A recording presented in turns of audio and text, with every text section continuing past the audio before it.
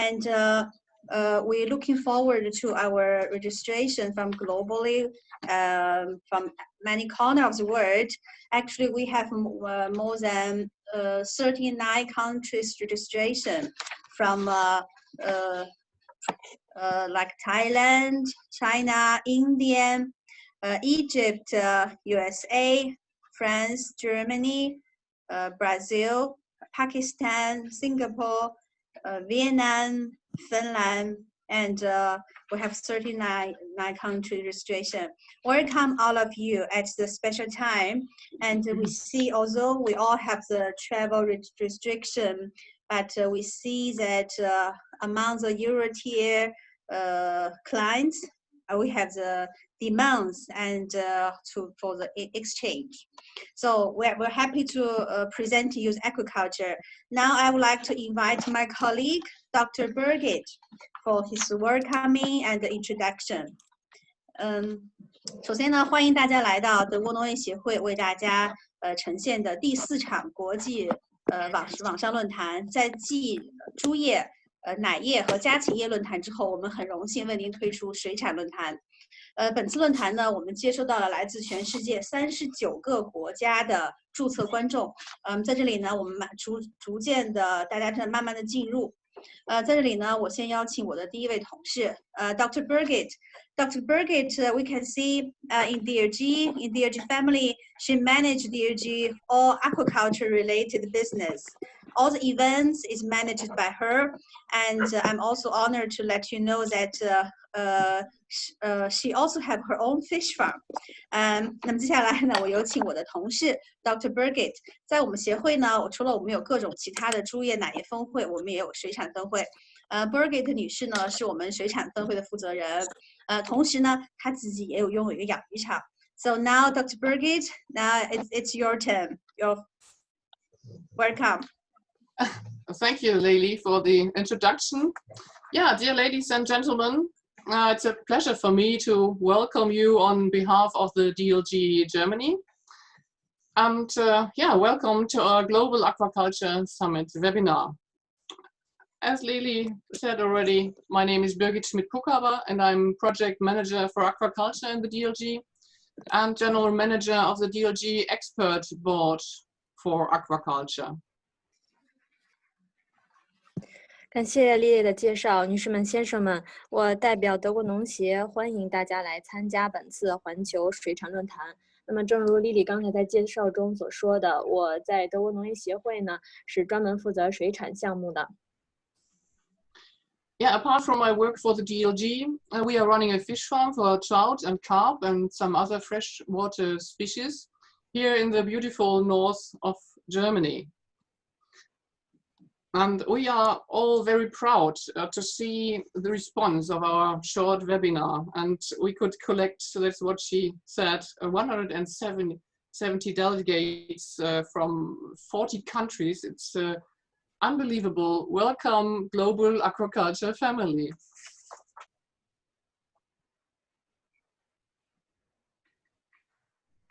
After my short introduction with some facts and production data, we are invited to have a look into the trout farm of Alexander Tautenhahn. Oh, 看到。Trout farm at Trostadt. And he is a member of the DLG expert board also, so I'm happy that he will support us here. And after the farm visit, we hear Hanno Slasky from Alla Aqua Denmark, and we are looking after that forward to travel to Thailand and to China to hear something about shrimp farming and have a look into the Tongwei fish feed industry. And yeah, we are excited. 那我本人除了这个渔场，除了这个德国农协的工作之外呢，还有一个渔场。我在德国北部的渔场中养殖鳟鱼和其他的一些淡水鱼类。我也非常的骄傲，看到我们这个网上论坛能够有这么强烈的反响。这个据统计是有来自40多个国家的170位参会代表。我觉得这个是非常难以置信的，有这么好的反应。那今天呢，我们有很多优秀的发言人。第一位呢是这个Alexander 他也是我们德国农业协会水产专家委员会的成员，我非常高兴此次能够得到他的支持。当然了，现在由于旅行的限制，我们只能开线上会议。我也希望未来能够到泰国和中国去出差。总之，我非常高兴能够有这个机会和大家交流。And I can say within the DLG family, we have a lot of colleagues, and it's not the first webinar, as we heard already, and we have already had pigs, poultry, and dairy. But from the very beginning, it was clear if we talk about food production in China, we have to, and it's for granted, to talk about aquaculture. And that's what we do here. And maybe I can have my first slide to bring you some first facts and to start being on a same level of what do we talk about. If we talk about aquaculture, we talk about the controlled breeding, rearing, and harvesting of aquatic organisms from marine and inland water and from ponds, tanks, or whatever. It's not only fish, as you see it here. And we have 80 million tons of fish and 32 million tons of algae and water plants. And it's a record high of 114 million tons. It's a record high stated by the FAO, the Food and Agriculture Organization in Rome.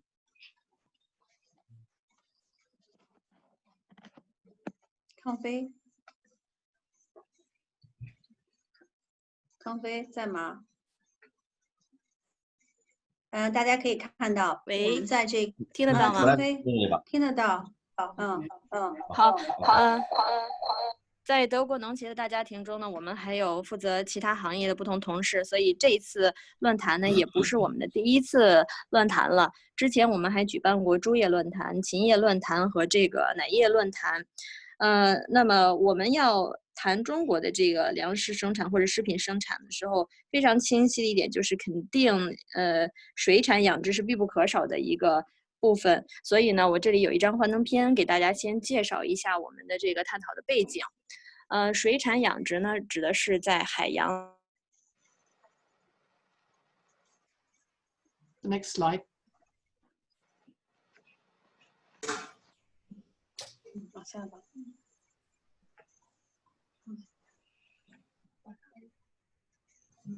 If we have a look on the species of aquaculture, we see if we look to the other webinars, we have pig as a species, we have cows as a species, and poultry includes already few species.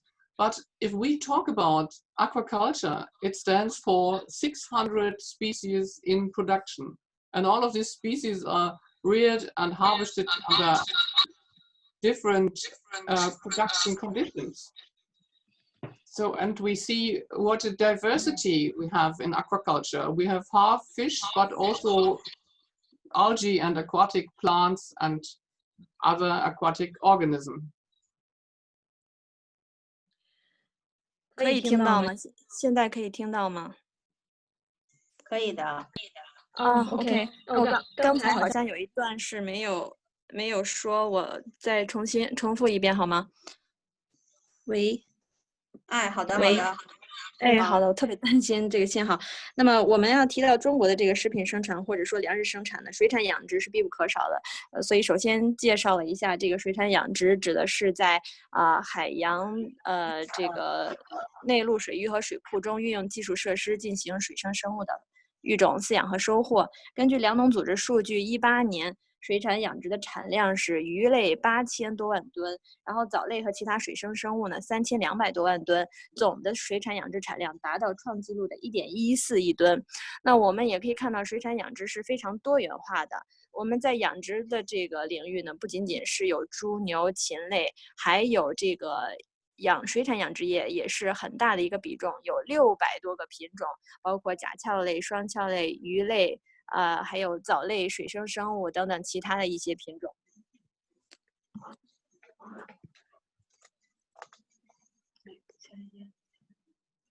Yeah, let's have a look on a graph, which is always the first in aquaculture talks. It's of the World Fishery and Aquaculture Report of the FAO 2020. So we have new data, but we see that we have not that much a development in catch and capture fish. We see on the timeline it's from 1950 to now, and the orange part is the part for wild caught fish, and the blue part is aquaculture. So you see that we are on a good way with our aquaculture production, and we have stagnation in catch and continuous growth in aquaculture. And compared to our other agricultural species, we are really on top. Be proud of that. 那么粮农组织已经通过这个世界渔业与水产养殖报告，2020年版发布了最新的数据。根据这个最新数据显示呢，我们发现从1950年到2020年，捕捞渔业的产量增长不是很大，而这个图上蓝色部分，也就是水产养殖的部分，增长比较大。所以总的来说呢，就是捕捞渔业其实是属于一个 停滞不前的状态，而水产养殖前景大好，并且在继续增长。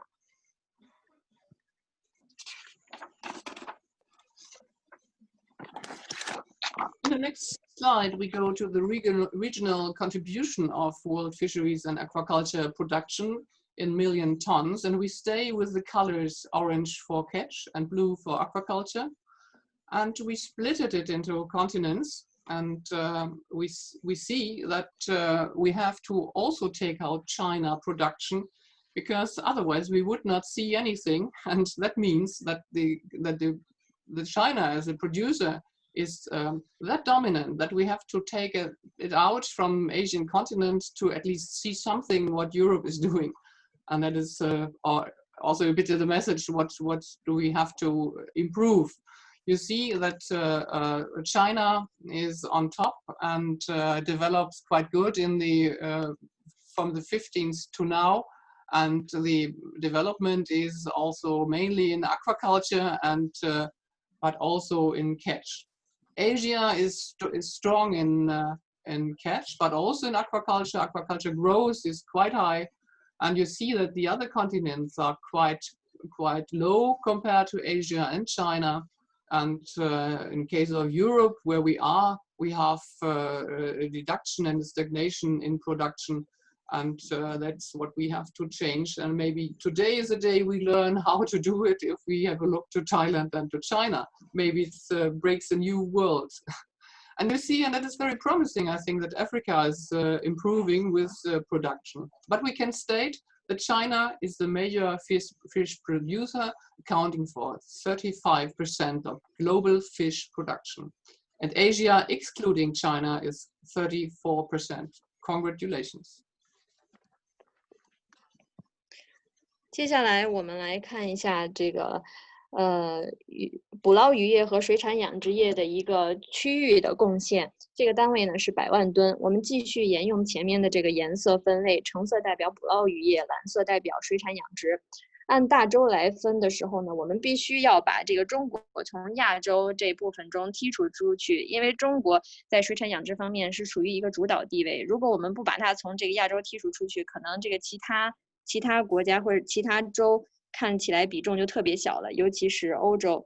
当然，这也发出了一个非常清晰的信号，就是我们必须要不断改善自己当前的情况。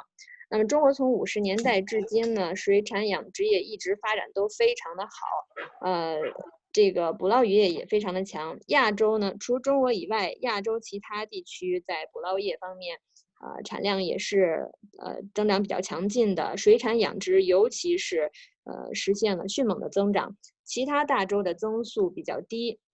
那么欧洲在产量方面出现了下降，甚至是停滞，我们必须要改变现状。或许今天呢，我们能够从泰国和中国这里学到一些经验，为我们打开新世界的大门。另外一个非常不错的现象就是非洲现在的产量在不断的攀升。那么当然总的来看，中国还是一个主要的鱼类生产国，它的产量占到全球的35%，而除中国以外，亚洲其他的国家呢占到全球产量的34%。向你们表示祝贺。喂。Even more visible on this cake diagram, we see blue, that means Asia is 88%, and now you understand why we excluded China from Asia, to at least see something. That is all what we want to get here of this graph, percentage of world aquaculture production. Aquaculture happens in Asia.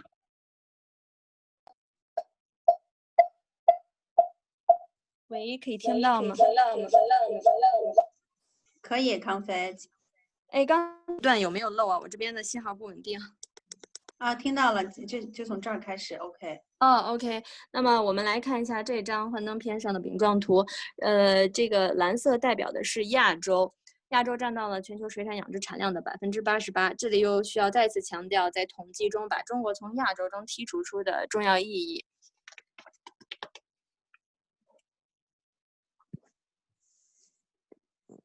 Yeah, if we have looked to the next slide, we see the European aquaculture fish production, and now we step to thousands of tons, from million of tons to thousands of tons.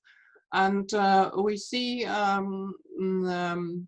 different columns. One is for Norway, the other one is for the EU, and the other, the one on the right side is for the countries who are not EU members. The time is from 2000 millennium and up to now. And you see that the EU member states do not have really development. You see it in the middle, but you see that Norway is really starting up. It's a bit the China of Europe, and is developing very good from 500,000 tons to 1.4 million tons of mainly Atlantic salmon. And that is a very, very good development for Norway, for Norway, and but you see also the stagnation in the EU member countries. The other countries of the EU who are also performing well are Turkey and some Russia states. So we see at least an improvement of production. But Europe provides only 3.7% of world aquaculture production. It is poor.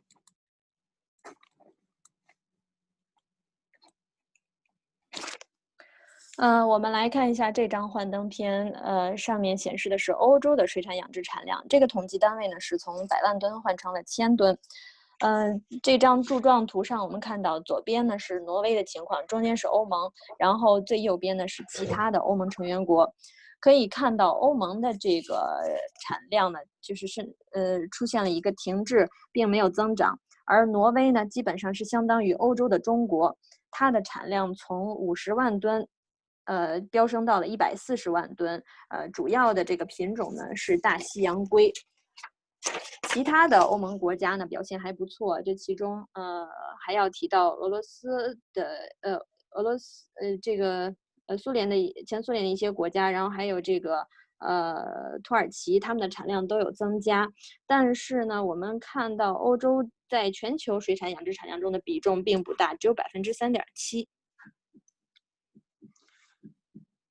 And we can see, and maybe not all of us know, that Norway is not member of the European community, and Norway has done their own work. They has created their own support of this industry, and so it's completely different to other EU member states, and you can see that they have a lot of success, but they learned out of their mistakes, as we all do in all kinds of agricultural segments, but they did really good job to 1.4 million, and that is why we decided just to bring you a small clip from Norway to see how they work from freshwater to marine water. 我们可以看到，就是其实并不是所有人都知道，挪威并不是一个欧盟成员国，但是呢，它为这个水产养殖行业推出了自己的支持性措施，这一点是和其他的欧盟成员国完全不同的。那么这个挪威在水产养殖方面相当成功，也吸取了多年来的经验教训，所以他们现在的产量才能够达到140万吨。那么，所以我们决定呢，在这里给大家放一段短片，让大家了解一下它在淡水和这个海水养殖方面的情况。Yeah, so let's travel to Norway. 那么接下来就让我们把目光转移到挪威吧。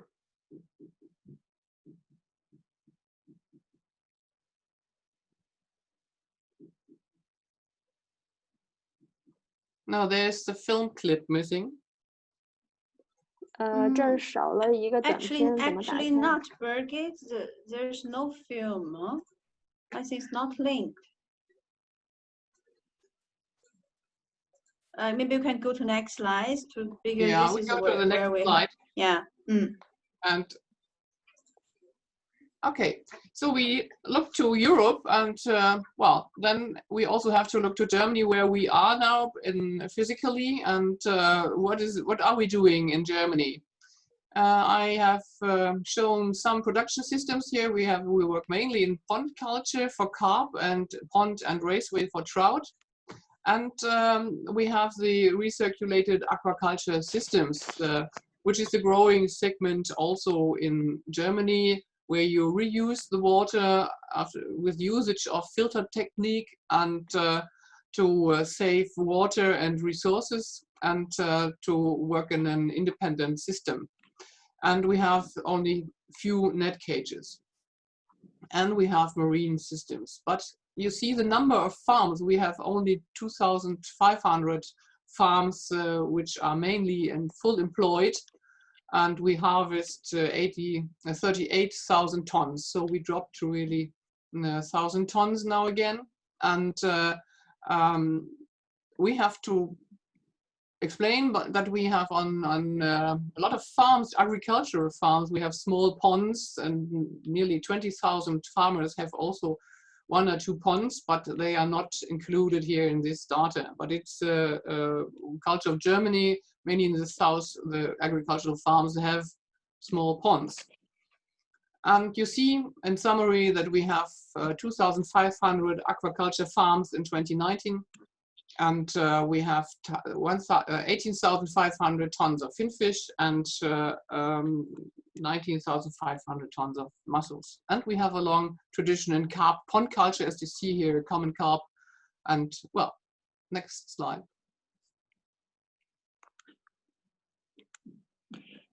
我们来看一下刚才这个挪威的视频呢，在这里没有链接，所以我们直接介绍一下欧洲和德国的情况。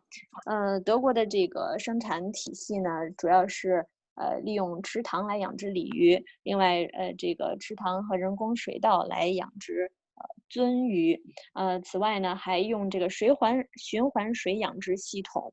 那么这个循环水养殖系统在德国的发展非常快。它是一个独立的系统，可以对水资源进行循环的利用。我们利用一些过滤技术呢，实现节省水以及其他资源的目的。除此之外呢，我们还有网箱养殖，以及这个海水养殖。在德国呢，我们有2500个水产养殖的这个养殖场，这是2019年的数据。我们现在的这个渔获量是38000吨，所以看到这个数量级又掉了下来。在德国呢，养殖场一般都是规模比较小的，有将近2000个养殖户呢，他们可能有1到2个小池塘，在统计数据中呢就没有包括在内。但是德国有相当大的一部分这个养殖场是以小池塘的形式存在的。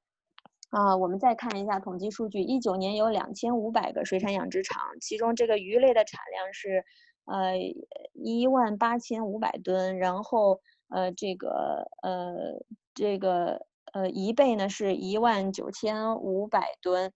此外，我们还有相当长的一个养殖鲤鱼的历史。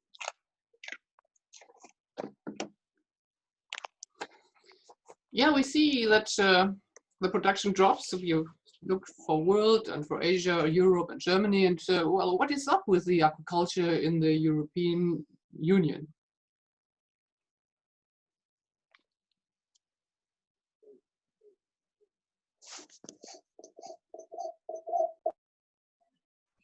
那我们看到就是这个欧盟的水产到底怎么了呢？让我们来看一下。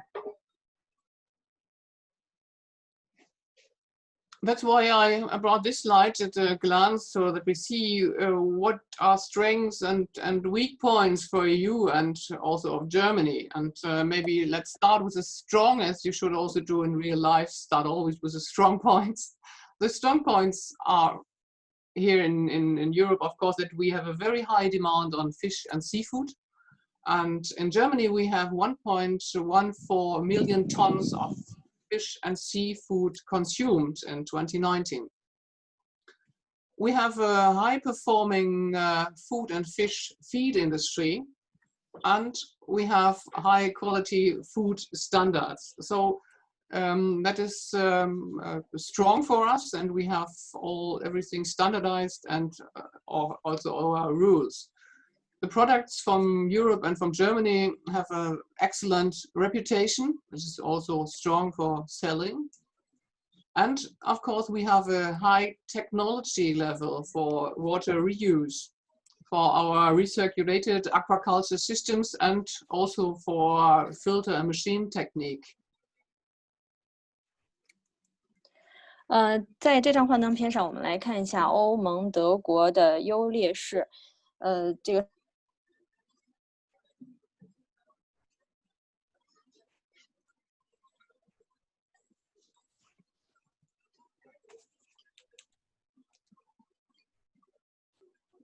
康飞在吗？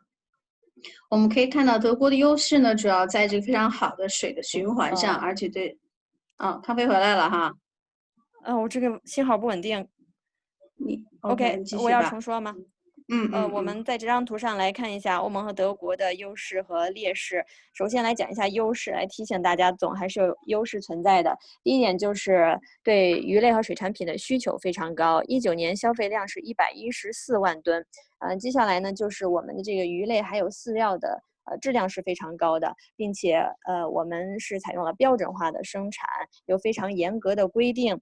另外，欧盟和德国的水产品质量优良，所以声誉非常的好，这一点也很有利于销售。另外，我们在这个水的重复利用以及循环水养殖、过滤技术方面的技术水平也是很高的。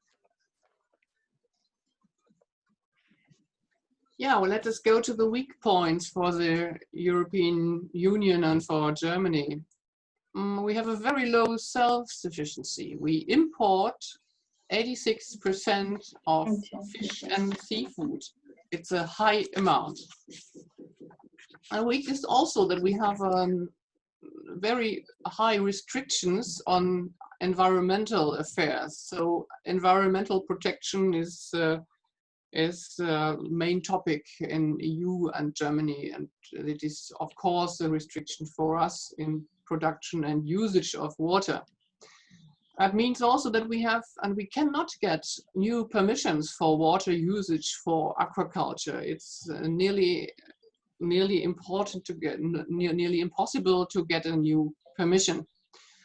And we have high costs for energy, high costs for labor, oxygen and feed compared to other countries and continents.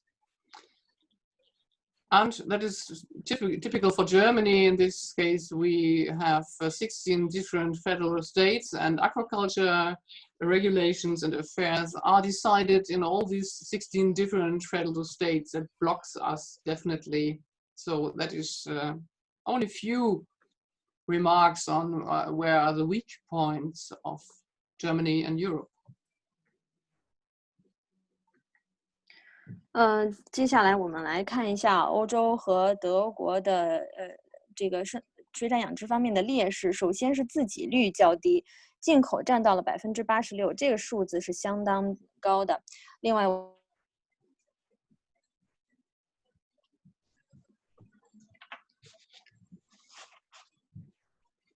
So next, please. Okay, next, yes. 组织拿到水资源利用的新的许可了。另外，在能源、劳工、氧气、饲料方面的成本，相比其他大洲来讲都是比较高的。而且德国有16个州，他们都是对各项事务有自决权的。这都为这个水产养殖的发展带来一些限制。以上就是一个简要介绍。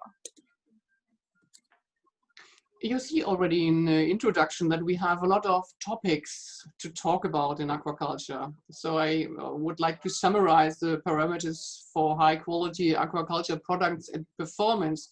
So don't be afraid, but we could have really a lot of webinars about aquaculture things and about production technique, genetics and reproduction, on-site management, all this pumping, live fish treatments, health and animal welfare, processing and product quality. But we decided just to keep things small and strict, so that we mainly talk about feed and feeding. But well, all of you know, the aquaculture family knows that we have a lot of topics to talk about, and this pandemic situation maybe brings us in the situation that we think about how could we train each other in a better way without traveling that much. So I hope I'm allowed to make this small statement. 大家通过刚才的介绍，应该已经了解到，水产养殖是一个覆盖面非常广的话题，它可以细分成很多小的话题。那么我在这里就概述了一下，高质量水产品的决定因素和表现，主要分成哪些方面？比如说这个生产技术啊、遗传养殖现场管理、加工与产品质量、健康卫生，还有动物福利，这个活鱼的处理等等。但是今天我们决定聚焦在饲料与这个饲喂这个话题上。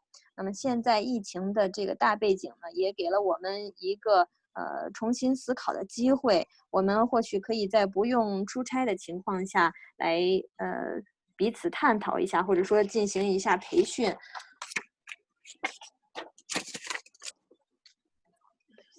Yeah, with my last slide, I would like to thank you for your time and attention, and be excited what is coming. And well, this is the picture of Peter. He's one of our attendees, the chief attendee, I would like to say, and he works with us in forests for already 50 years now. And well, fish farming is not just a job, but part of our lives with our families. So, well, stay excited. Thank you. And I think we go to Lili, or should I introduce, or Alexander already, Lili? Who will do that? I do that. I do that. Yes. Yeah. 这是我的最后一张幻灯片，要感谢大家对我的这个前面介绍部分的关注。那这张幻灯片上其实是一个养殖场的场主，他也是今天我们论坛的一个参会者。从业已经有50年的时间了。那么在这张幻灯片上，我们可以看到他有一句话说的是：鱼类养殖不仅仅是工作，而且是生活的一部分。谢谢 ，Thank you, Birgit。其实刚才那个 Birgit 讲的说，这个图片上的人呢，也是他自家农场上的一个雇员，他们在一起工作了很多年啊。As we noticed from Dr. Birgit that in DLG, we are always linked between theoretic research with practical farming itself. So Dr. Birgit, she herself is like this. She leading the DLG Aqua project, and actually our original plan was we will organize the aquaculture summit at Eureka, China in coming September. But we will see if that happens this year, we will do next year for sure with Aquaculture conference in China with Dr. Birgit research. And as we said, she also has not only research, but she also have a practical farms. So next, we will also invite, we would like to invite you to a very practical farm. You will see Mr. Alexander. He is DLG Aquaculture Committee expert as well, but he's also trout fish farms. And he will show his farm. And I think this is really DLG competence that our committee and our members linked between the both sides. So 接下来我们有请我们下一位德国农业协会的水产委员会的专家委员会的成员他本身呢也是一个鳟鱼养殖场的农场主，这也是这个德国农业协会我们一直所遵循的一个宗旨，就是我们的专家、甚至我们的工作人员，他既从事研究工作，同时也进入这个实战的农场。So Alexander, now it's your floor, and we would love to see your farms.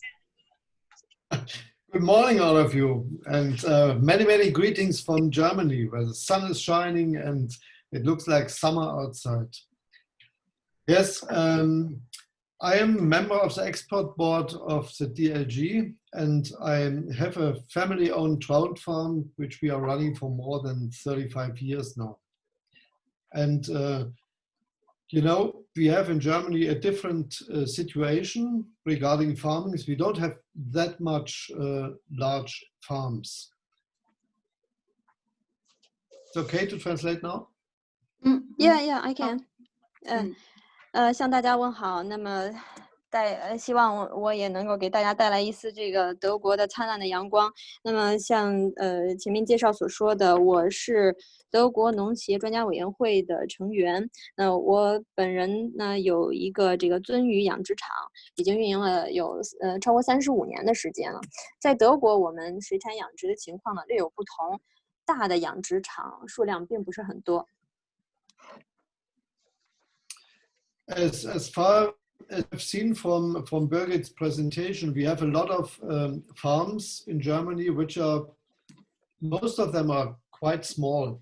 And most of these farms are selling their fish from farm shops, and they're smoking their fish, they process the fish, and they put fish into angling ponds. 刚才 Birgit 介绍。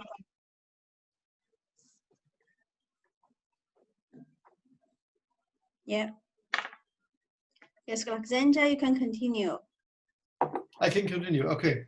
Yeah. And fortunately, during the hard times, we have 其他的加工。Excuse me? Yes, please. Okay. Given the hard times we still have with the pandemic situation right now, these small farms were able to sell their fish even during these hard days because of their structure. And this structure of small farms gives in these times an advantage also with regarding to prices and to direct contact to customers compared to these large fish markets you may find in many other countries.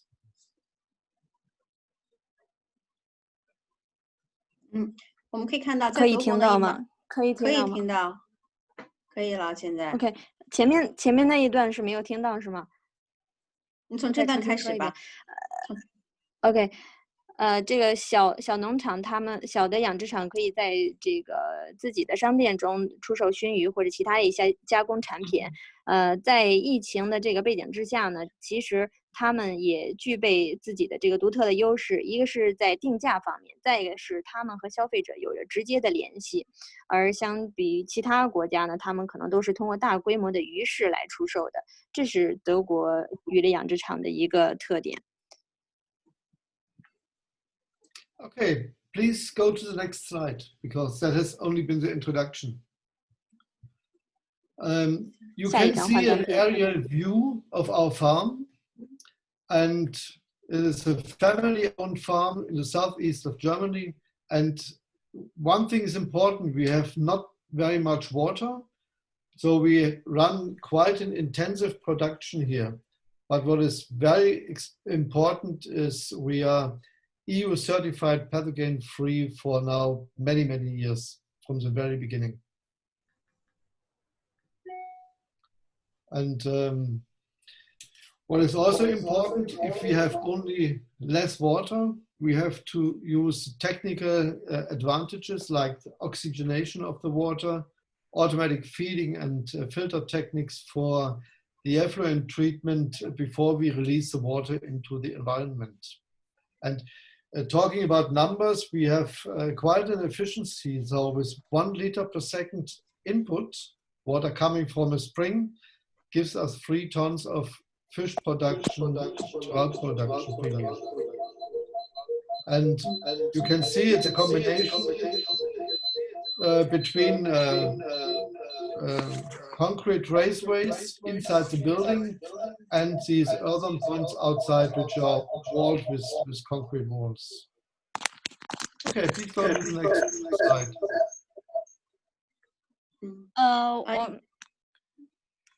我们在这张图上可以看到，这个鳟鱼养殖场的一个情况。这个鳟鱼养殖场呢，位于德国的东南部。我们在这里水资源并不是非常的丰富，所以采用的是集约化的养殖，也有很多年的时间了。那么，这个养殖场呢，是得到欧盟认证的一个无病原体农场。正如我前面所说的，水资源有限，所以我们必须要采用各种各样的技术，比如说增氧、自动饲喂，还有就是在将废水排到环境中之前呢，要先通过各种各样的过滤技术进行处理，这确保我们可以进行高效的鳟鱼生产。那我们的这个生产呢是，有一个统计数字是每秒钟3吨鱼的这个3吨鱼每秒的水输入量进行生产。Okay, we have the next slide here, and let's talk about the strategy to run such an intensive production on our farm. One really important thing is that we have a strict separation of the production steps.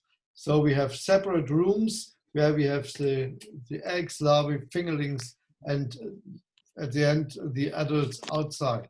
And there's no way back for any fish from a larger stage to a building where we have smaller fish inside. And what is also important, in these departments, we have all in, all out, like we have in agriculture. So we put in the fish, we rear the fish, we take them out, we clean, disinfect everything, and then we start again. So there's actually no problem with diseases, and a very, very strong reduction of the use of antibiotics by this technology. And what you can see is we have the trout eggs reared in sugar jars, which is saving on labor costs. And then we have these round circle tanks for the smaller fry, and we have concrete tanks with automatic feeding, all these places going on. And we have the outside ponds equipped with oxygenation and also automatic oxygen control in every stage of the farm. Okay, next slide, please. 可以听到吗？可以。我们在这张幻灯片上可以看到，这个集约化生产呢，是把这个生产步骤、生产阶段进行一个严格的区分开，都是严格分开的，包括这个鱼卵、鱼种、鱼苗和成鱼都是分开的，放在不同的这个房间中。小鱼呢是放在室内，然后成鱼呢是放在室外。然后我们出于卫生和安全的目的，采用的是全进全出。鱼苗进来之后呢，就是在这里饲养，养大了之后呢，就是全部对于场地进行一个非常彻底的清理消毒。所以呢，我们这个养殖场不会有这个疫病的问题，在检抗方面也是做得非常好。刚才那张幻灯片的左边呢是有这个玻璃瓶子，我们是在里面放的是饲料，然后中间那个圆盘呢是圆的这个容器呢是用来放小的鱼苗，然后混凝土的这个池子里面放的是这个是这个混凝土的这个盘子呢是进行自动饲喂的，然后最右边的图片呢是我们的室外增氧的设施，还有自动氧气控制。我们对于每一个生产环节都有着严格的控制和管理。Okay, before we start the film, let's say a few words to the film. We have made that film to show how it all starts with the water, how our production is running, and at the end of the day, how we sell our fish, how we process our fish. And you can see pictures from our own farm shop as well as from the restaurant we are running. And this is something you may find in other farms in Germany too. So that gives a good idea how the marketing of the fish helps to gain a good price for the production and to have a sustainable way and that can survive for the future. Please start the film. 我们在这个养殖中呢，首先第一环节是从水开始的，接下来呢，是一系列的生产活动，最后呢是走向销售环节。在我的这个养殖场，其实还有大部分的这个德国的养殖场呢，我们都是在自己的这个养殖场旁边的商店进行出售，这样可以帮助我们更好的理解渔产品的市场，更好的了解这个定价策略。另外呢，也可以 Weit ab von dichter Bebauung und Gewerbegebieten, mitten in den Werraauen, bahnt sich kristallklares Wasser durch Muschelkalkformationen seinen Weg an die Oberfläche. Das Quellterrain der Brunnenquelle ist auch bei Hochwasser vor Verschmutzung geschützt und lässt stets um die 9 Grad gleichbleibend temperiertes Wasser mit hoher Ergiebigkeit in Richtung der ehemaligen Klostermühle im kleinen Weiler Trostadt fließen. Unmittelbar dort angrenzend erreichen täglich tausende Liter mit der Forellenzuchtanlage ihren Bestimmungsort und werden zum Lebenselixier für Regenbogen- und Lachsforellen. Reines Wasser in optimaler biochemischer Zusammensetzung ist entscheidend für deren Gesundheit, Entwicklung und die Qualität der später auch im Direktverkauf angebotenen Fische oder der für die eigene Gaststätte zubereiteten frischen Fischgerichte. Aus Millionen Fischeiern schlüpfen unter streng kontrollierten hygienischen Bedingungen und ständiger Beobachtung millimetergroße Fischlarven, die dann ihre weiteren ersten Lebenswochen in der Brutanlage gehegt und gepflegt werden, bis sie in größeren Becken zu kleinen Fischen heranwachsen. Andere Zuchtbetriebe, die selbst über keine Brutanlage verfügen, holen sich hier den Erstbesatz. Fidel und stabil heißt es dann nach Monaten hinaus in die großzügigeren Außenbecken. Ständig wird auch dort Kohlendioxid durch Umwälzung ausgetrieben, der Sauerstoffgehalt automatisch reguliert, Kot und Schwebstoffe ausgefiltert und die Futterzufuhr in Abhängigkeit von der Besatzdichte gesteuert. Neben der Wasserqualität achten die Troststädter Fischzüchter ganz besonders auf die wertvolle Qualität des Fischfutters. Es ist mitentscheidend für spätere Inhaltsstoffe und Struktur des Fischfleisches. Abgefischt werden die Tiere in unterschiedlichen Entwicklungsstadien. Durch die gleichbleibende Wasserqualität und Temperatur kann in Trostadt quasi ganzjährig Forelle oder Lachsforelle mit Wunschgewicht oder Größe angeboten werden. Züchter oder Händler aus der näheren Umgebung fahren selber vor, größere Bestellungen gehen per Spezialtransport bundesweit auf die Reise. Oder aber aus den Forellen werden direkt vor Ort Forellenfilets, küchenfertiger Frischfisch, Räucherfisch, heiß, kalt geräuchert oder gebeizt, für die Ladentheke und für die Küche des kleinen Bistros, das fast alltäglich zu Fischmahlzeiten in allen Variationen einlädt. Frische Forellen aus Trostadt, aufgewachsen unter besten Bedingungen, behütet von Fachleuten, kontrolliert verarbeitet, mit Garantie verkauft, mit Liebe zubereitet.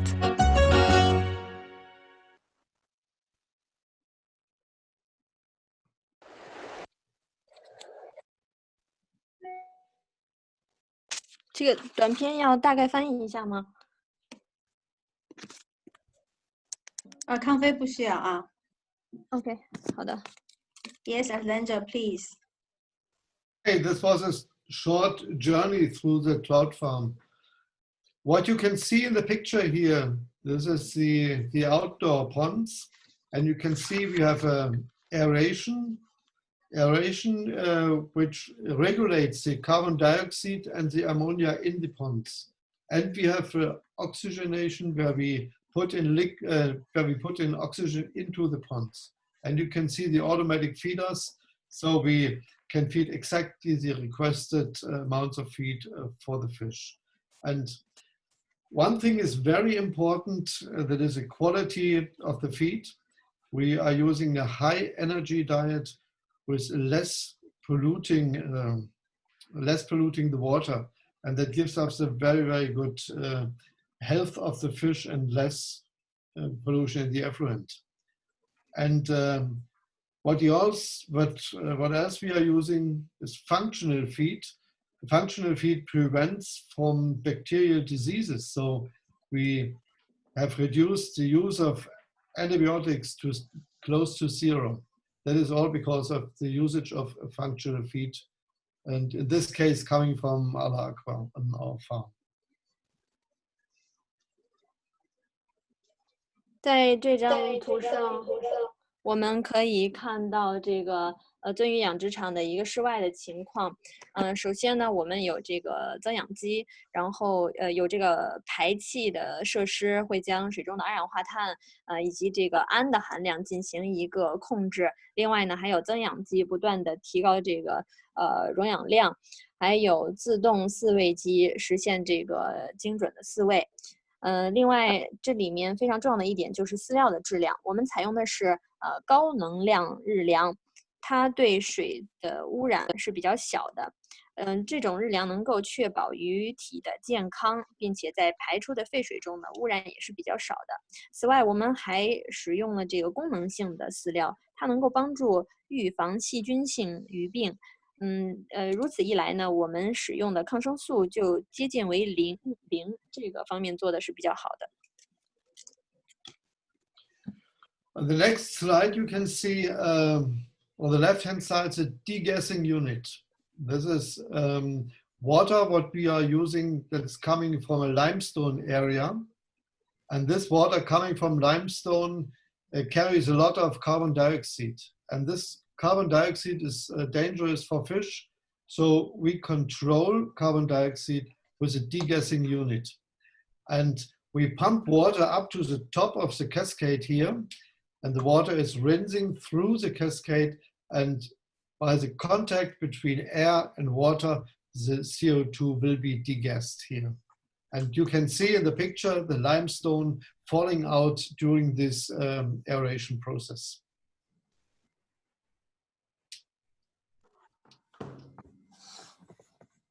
Okay for translation? Yeah, 康威在吗？我们可以看到右边呢是这个排石，这个石灰石的地区，所以水中的二氧化碳含量比较高，而这一点会危及鱼类，所以我们会通过排气设施对水中的二氧化碳含量进行一个控制。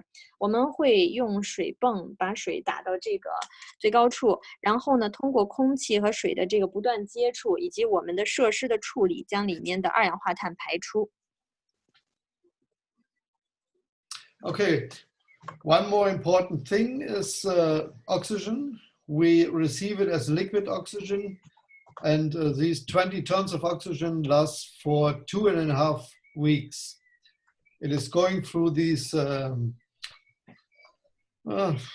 it's going directly into the farm, where we have in many places O2 measurement, and we will regulate exactly to a level of 100% saturation in all of the tanks and ponds. This prevents us from problems with the fish because they are much healthier in a oxygen-rich environment. And the digestion of the feed is much better, and so we find a lower feed conversion ratio and a better specific growth rate with fish under these conditions.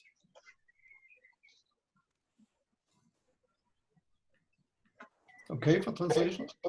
Yeah, I'm here. 另外一个很重要的方面呢，就是氧气。我们采用的是这个液氧的形式。20吨的液氧呢，可以维持2周半的时间。它是直接进入我们的这个鳟鱼养殖场的。那在使用的过程中呢，我们也会有不同的这个测量和控制管理的环节，来确保所有的这个鱼塘、鱼池，这个里面液氧的这个溶氧的水平呢都是差不多的。这一点有助于我们预防鱼类身上产生各种各样的问题，因为在一个富氧环境中成长的鱼类，它的健康状况是比较好的，而且它的消化也会比较好。我们发现这个饲料转化率和这个生长速度呢是有规律的，在富氧的环境下，有利于这2点。Okay, in this picture you can see the fresh hatched fry and maintaining clean conditions for them. These two guys are taking out dead fry, so every day we have it cleaned, so none of dead fish are in between these fresh hatched fry. And this prevents us from using any chemicals to control fungus or something like that. So we all do it by better hygienic measures instead of chemicals. Okay. 我们在这张幻灯片上可以看到这个鱼苗的一个保育设施。在这个保育设施中，它的条件都是非常清洁的。图中2人呢是正在清除死鱼苗。我们每天都会进行这个工作，来确保环境的清洁。另外呢，也是通过这个比较好的卫生手段来预防或者说减少化学品的使用。Okay, next please. Here you can see 3 things. You can see the degassing at the end of the pond with the paddle wheels, well known from Asia for instance, shrimp production. And they equilibrate the water, taking out carbon dioxide and also taking out some of the ammonia. And you can see the aeration for the oxygen. These FAS, they are mixing oxygen into the water, and you can see the automatic feeders. These are spreader feeders, so we reach about 60% of the surface of the pond to have a very, very even distribution of the feed, and we have only small amount of pellets falling down, so every single pellet is eaten by the fish. Nothing is wasted, and we reach most of the fish, and that gives us a more unique growth of the fish. Okay. 我们在这张图上可以看到，这个池塘的一边儿呢是我们的排气设施。这个设施相信在亚洲对虾养殖中也是大家非常熟悉的一个设施。我们通过这个排气设施来去除水中的二氧化碳以及这个氨气。另外呢，图上我们还可以看到增氧设施，增氧机它将氧气混入水中。再就是我们的自动饲喂机。通过这个自动饲喂机呢，我们可以实现非常均匀的喷料，能够达到能够覆盖60%的这个小鱼苗，其中呢这个饲料只有一小部分的颗粒会这个掉下去，会这个浪费。所以就是说总体来讲，我们在鱼类养殖中呢，能够充分的利用饲料，浪费比较少，而且通过这个手段能够实现鱼类较好的这个生长。In this picture you can see trout feeding, and you can see how much of the surface is covered with feed. So even the smaller fish in between are able to get their feed and to grow. And this is very, very important to prevent from different sizes of fish, and you reduce the amount of labor needed for grading fish. And you can see it's very important. We have only less water passing through the ponds, and so the highest quality of feed is needed to reduce the pollution in the water. And that is reached with special feed we are using from Aqua. Okay. 我们可以看到，在这个水面上呢，有一部分水面是被这个饲料所覆盖的，这其实就能够确保，大鱼中间的这些小鱼呢，它们也能够吃到饲料，也能够生长，这个对于不同体量的鱼类的管理是非常重要的，也能够帮助我们减少劳动力的这个使用，另外就是由于我们这个水资源是比较有限的，我们通过这个泵所使用的水资源是有限的，所以呢，非常有必要使用优质的饲料，这个能够帮助我们减少污染。Okay, this is another picture where you can see the paddle wheels working, but there's not much more information in it. 这张图上没有太多的信息，就是可以看到我们这些设施这个轮机在工作。Okay, well, and to prevent from polluting the environment, all of the water that is passing through the farm is at the end of the farm passing a drum filter where we're taking out all solids larger than 0.06 millimeters. So we have an outlet of quite clean water coming out of the farm, even with the high production we are running in this farm. And this is well realized by the environmental people, so we don't have any problems with environment controlling authorities in our region. Okay. 我们这个在预防环境污染方面下了很多的功夫，从养殖场排出的水呢，都要经过从这个养殖场引入的水源呢是都要经过重重过滤的，我们会移除里面的固体物，这有一个标准，就是超过4.06毫米的固体物。然后我们在排出的环节呢，过滤也是非常严格，排出的水是非常清洁的，这一点也是得到了环保人士的认可。所以我们和这个环保部门在这方面是没有任何问题的。Okay, here you can see how we are marketing part of our production. This is done via our restaurant and via our farm shop. And this is Germany to market most of the fish produced in these farms via farm shops and restaurants. So we are not really in a competitive situation with cheaper imports coming into Germany. So in Germany produced trout, you won't find in supermarkets. There you find imported trout at another price level. You find Germany produced trout rather in these restaurants and farm shops. Okay, thank you. 我们在这张幻灯片上可以看到产品的这个销售是通过养殖场的一个小餐馆和小商店进行销售的。其实绝大部分的产品鱼类都是走这个渠道，也就是说我们和进口的鱼类不会造成竞争。在德国鳟鱼的生产基本就是这么一个情况。如果你去超市的话，它的价格水平可能完全不一样。那么很多人都会到这个养殖场的商店和这个餐厅来吃。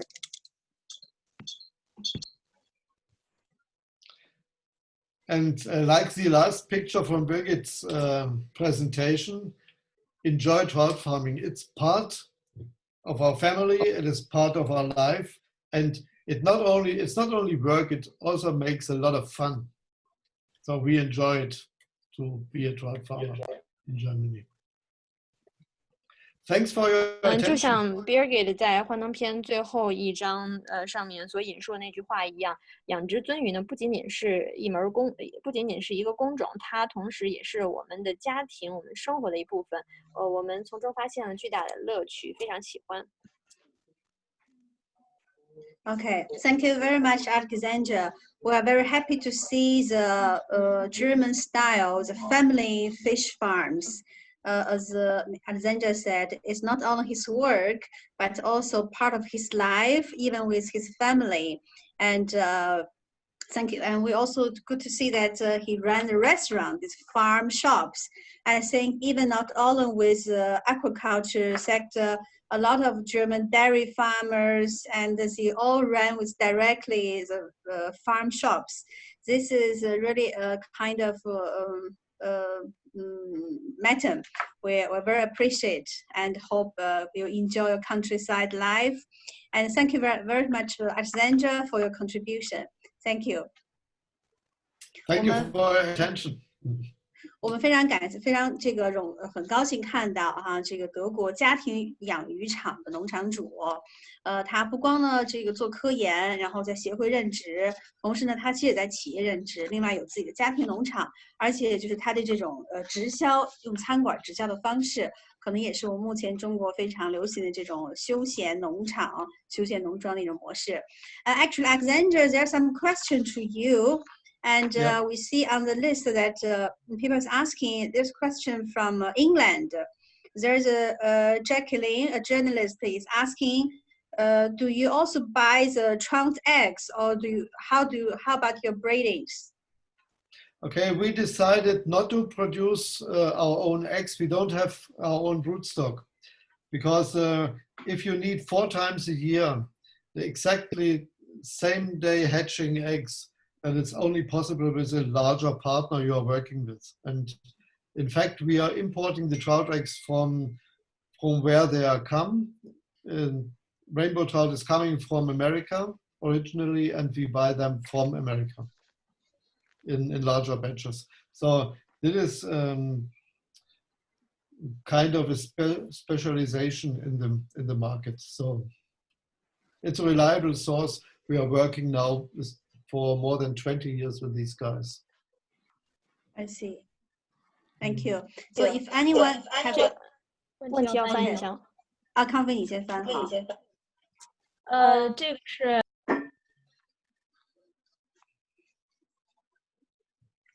对他回答是，他是从他是进口的，尤其像这个红鳟鱼的鱼苗啊，都是从美国进口。他30多年一直是一个非常稳定的合作伙伴。So anyone, if you have question, please you can leave the question on the by typing, and we will collect your question and get answer. And there's 2 more questions on the feeding. But I would like to ask you that we leave this question to the next speaker, because we're gonna have a next speaker from a feeding company, which is Mr. Hanno Slaviski, who is from Alla Aqua. Alla Aqua is a leading European aqua feed producer, and I think he will answer some questions already on the screen. And Mr. Slaviski is an R&D director in the Alla Aqua. And he also worked a lot with the trials and the feeding formulation. So, Mr. Slaviski, thank you for your sharing. No, thank you for the invitation to speak here. Good morning to all of you, and good afternoon, depending on where you are. 感谢邀请，向大家问好，早上好，下午好。So my presentation is starting. I hope you can all see it. And I would like to give you a small background information about the company Alla Aqua. It is a fish feed company that is family owned and also owner managed until today. Alla Aqua has more than 50 years of experience in developing and producing fish feed. And over all these years, it has expanded quite a lot and is now active in more than 60 countries. And to give in perspective about Europe, it is the 3rd largest fish feed producer in the European Union. It has employees from about 20 plus different nationalities, and it's a direct employees. In some countries, we work with agents or distributors, which we don't count as direct employees. So therefore, you might see a difference between 60 countries where we are active in and 20 different nationalities that are employed by Alla Aqua. The company has, until today, 7 factories, and those are in Denmark. That was the first one. Then there's one in Germany, in Poland, so quite close by. Then in Egypt, that's the biggest feed factory we have in the group for the big tilapia market down there. Then we have one in China, in Zambia, and in Serbia. That was the latest addition. And with these factories, we are producing a large variety of feeds. So we are not specialized on 1-2 species like maybe some other feed producers. We are specialized on a variety of fish species, and that is, I would say, easily 30 plus. We cannot really say exactly how many those are, because in some countries there are so many different fish species that are fed with our feed. 首先来给大家介绍一些背景情况。Aqua 是一家鱼饲料的生产企业，是家族企业，运营超过50多年的时间，并且呢，我们也在60多个国家地区开拓市场，是欧盟第3大鱼饲料生产商。我们的员工遍布全球20多个国家，在有的国家呢，可能会见到不同国籍的员工。在7个国家开设了工厂，丹麦是第1家，然后埃及是最大的。我们在当地设厂是为了满足当地这个罗非鱼的市场的需求。此外呢，还有德国、波兰这2个挨得比较近，另外还有中国、赞比亚、塞尔维亚。另外和很多这个饲料企业不一样，我们并不是专做1到2种饲料的，而是有超过30种饲料，但具体数字我也说不清，因为在某些国家它的鱼种很多，所以我们有量身定做不同的饲料。Here you can see a variety of our end consumers, so to say. And what is to note here that we have a big range of freshwater species we're serving feed for. That's the one on the left, the both groups. And then on the right, the saltwater species. And then these species are also living in different environments. We have the cold water species, which is, for example, rainbow trout or halibut, going up to warm water species like African catfish and tilapia. And with all these different environments and different farming techniques, we also need to talk about different feed types, which are, for example, let's pick tilapia. Tilapia can be grown in ponds, and those ponds can contain a lot of natural food depending on the stocking density of the fish. So then there will be a requirement for less feed input from outside. If the tilapia is, for example, farmed in a cage farm, one would have a higher density, nutrient density in the pellet, so more protein and fat. And the peak is then normally when fish are farmed in recirculation systems under very stable conditions, which is also done by with tilapia from time to time. Then you have a quite powerful nutrient-dense feed compared to the one that is normally used in pond farming. The biggest fish in our group are the rainbow trout and the tilapia, I will say, until today. These represent the biggest fish among the species we are producing feed for. But I would say all the others are also of significant volumes you can see here and relatively evenly distributed. Sturgeon is a big fish for Aqua, sea bass, sea bream. Not to forget African catfish, halibut, so salmon also, cod. I think it's a quite equilibrium. What stands out is tilapia and rainbow trout for sure, but the others are quite evenly distributed. 我们在这张图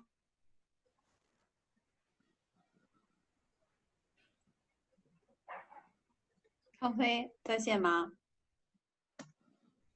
找一下康飞。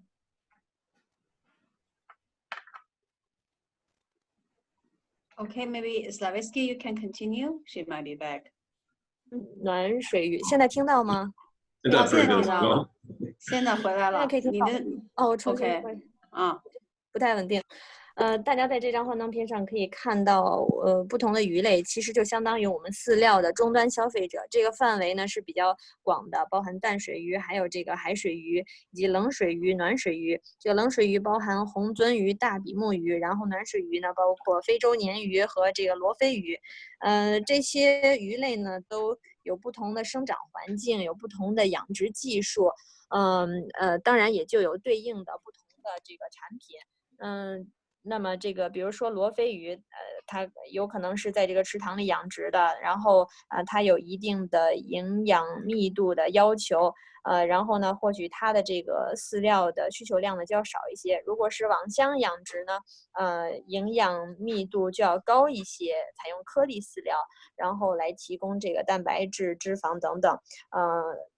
另外这个就是在我们的饲料所提供。使用我们饲料的鱼类中，这个数量最多的应该是红鳟鱼和这个罗非鱼，当然其他的鱼类也是比较多的，但这两者是应该说我们最大的这个终端消费者。此外呢，还有这个鲟鱼，然后海鲷鱼、非洲鲶鱼、大比目鱼，所以在这张图上我们可以看到，基本上是达到了一个比较好的平衡，淡水鱼、海水鱼都有。当然，红鳟鱼和罗非鱼是其中最大的，但是其他的鱼量也不少。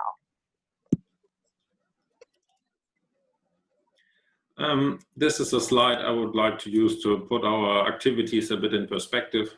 Once you are in the fish feed or in the fish world, it's very difficult to get out, so to say.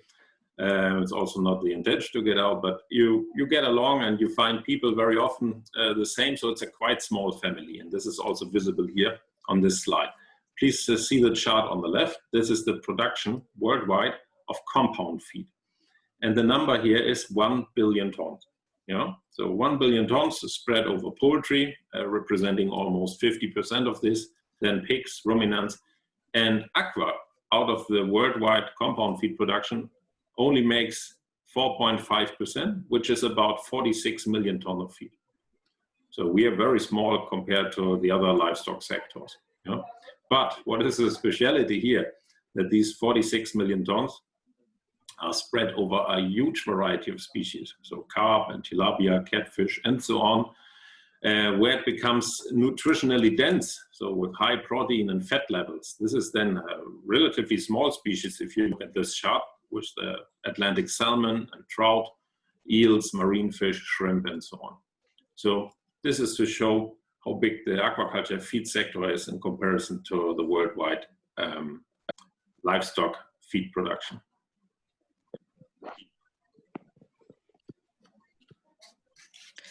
可以听到吗？我们在这张图上可以看到全球配方饲料需求的一个饼图。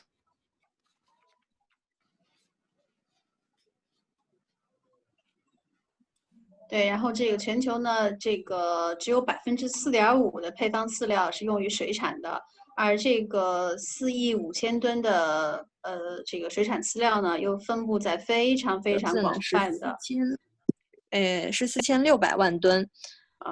相对于养殖业来说，这个体量是比较小的，但是有一个特殊点在于，我们覆盖的范围是非常广的，有各种各样的鱼类。比如说这个罗非鱼、鲶鱼，然后还有这个鲑鱼、鳟鱼等等。那么而且我们提供的产品呢是营养非常丰富的，含有这个有较高含量的蛋白质和脂肪。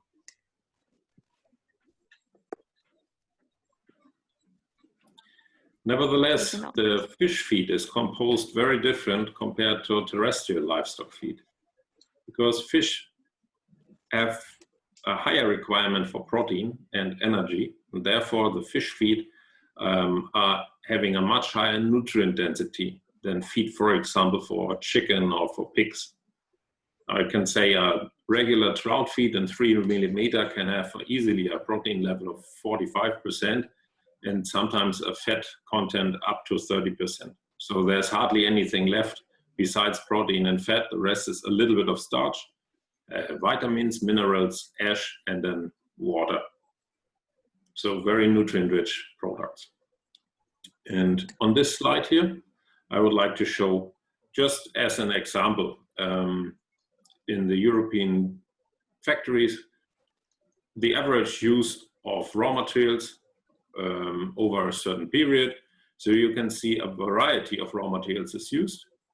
Fish meal with 18%, just as an example, wheat 16%, soya with 13%. What I can say about the fish meal is there's of course no growth expected in in the supply. So one has to think about it as a fish feed producer, how can fish meal be replaced on the long run?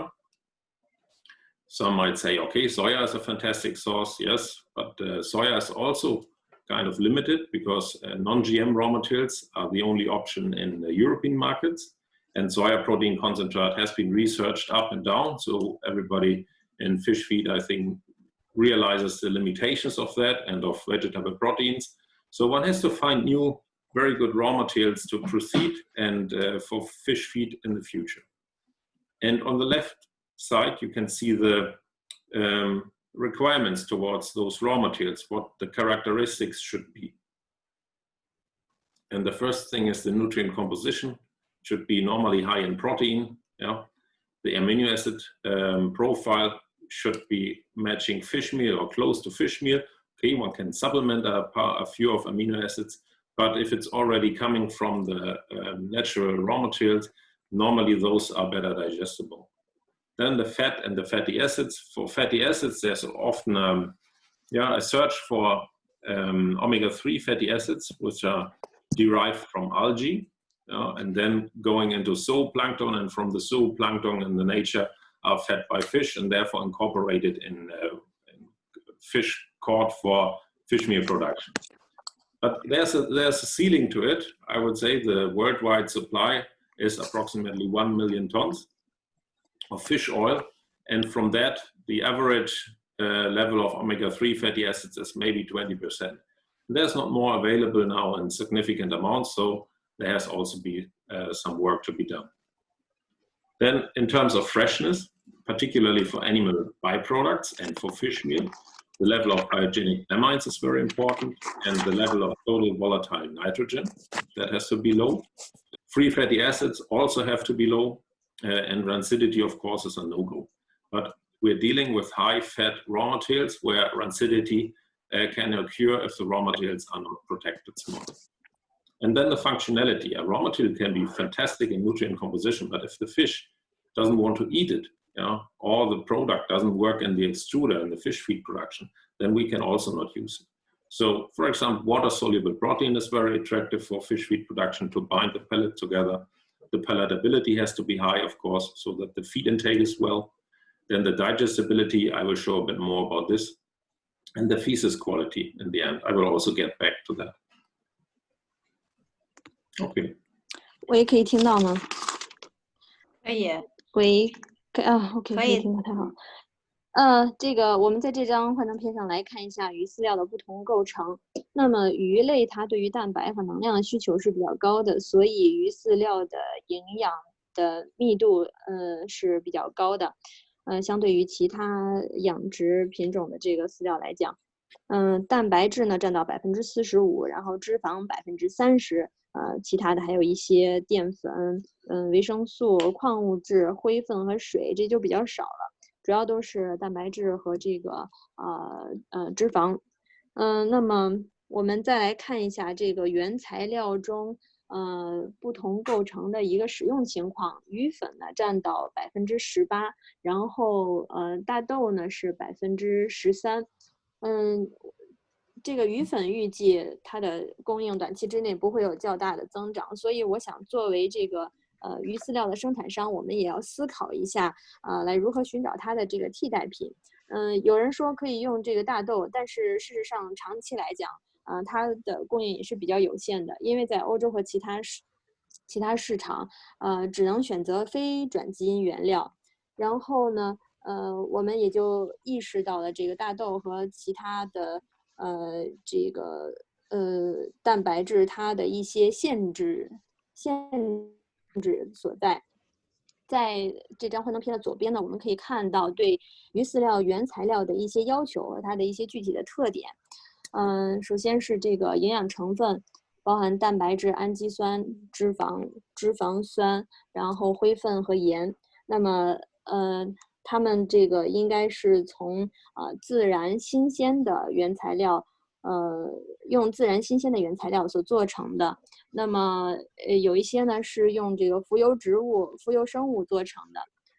新鲜度这个指标对于鱼粉来说非常重要，我们会衡量生物胺，然后这个挥发性氮的含量，这个挥发性氮是不应该有的，它会危害这个鱼体健康。另外还有游离脂肪酸和这个腐败度、酸败度的这个情况。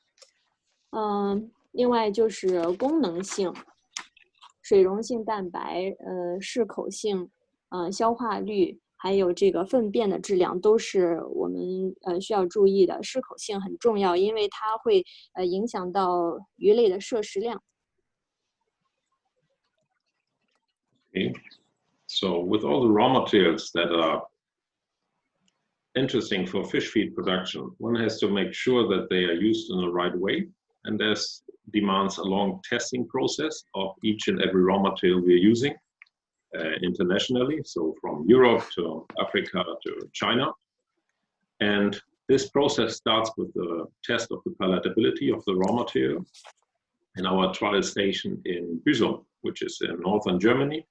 There we have approximately 80 tanks where we can change the environmental conditions to whatever may be need. So we can do trials with rainbow trout, with tilapia, African catfish, or with carp, depending on the application we want to test in the trial station and with the raw material. So the trial starts with the palatability, and we can see if the feed is maintaining attractiveness to the fish. As I said before, raw material can be fantastic digestible and can also make a great pellet. But on the other hand, if the fish is not eating it, it's all for nothing. So, and from palatability, when we have the best ones collected, we continue with digestibility trials.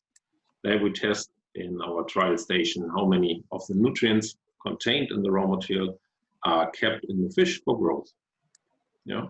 And at that same time, we are checking also the feces quality, because the feces quality has become more and more important with all the recirculating aquaculture systems, with high intensive fish production, where the feces need to be filtered out quickly, and therefore the feces require a certain physical characteristics. From those trials, we go to growth. From these digestibility trials, the next step is doing growth trials to see which diet is working best and on a longer lifespan. So a fish is not only growing like a chicken for 40 days or 35 days or so. Fish is growing, of course, easily, sometimes 2 years. So the fish becomes relatively old also compared to a pig. And therefore one has to address this. Also the lifespan is very long and diets have to be tested over a longer period, not only a couple of weeks. When this is done, we check the fish, the internal health of the fish, the organs, the skin, the fin quality, doing this also in our laboratory down there in Aqua Research. And then the final step is, which we should not forget, the quality of the product eventually. Because some raw materials have the capacity to change the product quality, and therefore we are testing this, the flesh, for example, the water binding capacity, the shear resistance, the fatty acid profile is of relevance. Also, many markets have certain requirements on the fatty acid profile of the end product. And what should also not be overlooked is the coloration of the fillet. So when using, for example, astaxanthin as pigmentation, this is interesting then to see how is this developed in the fish and what color does the fish obtain after a certain feeding period. And when these are all fitting together, we can say the raw material has been successfully tested, and then it is implemented in our raw material basket to be used in the factories. Okay.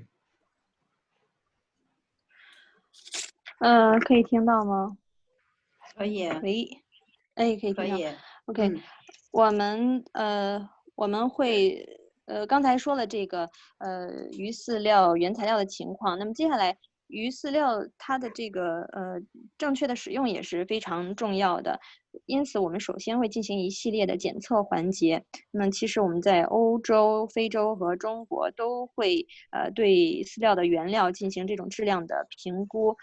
我们在德国的北部呢，会对饲料的这些指标做实验室里的研究。第一个环节呢就是适口性。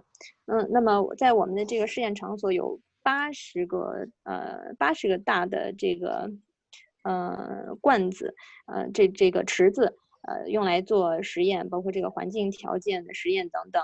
那么我们也会针对不同的鱼种，比如说罗非鱼，或者是非洲鲶鱼，或者是其他根据需求锁定的一些种类做测试。第一步呢，就是对适口性进行检验，因为首先这个饲料得对鱼类有吸引力，那么它们才能够这个摄食并且消化，但是如果鱼类不乐意吃这个饲料，那就有问题了。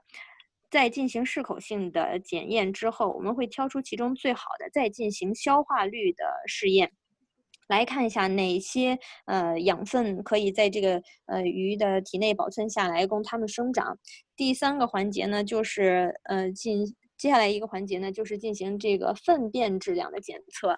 这一点在现在 RAS， 也就是循环水养殖的这个系统中呢，是重要性在不断的上升，因为我们都是集约化的生产，需要比较快的育成，需要特别注意这一点。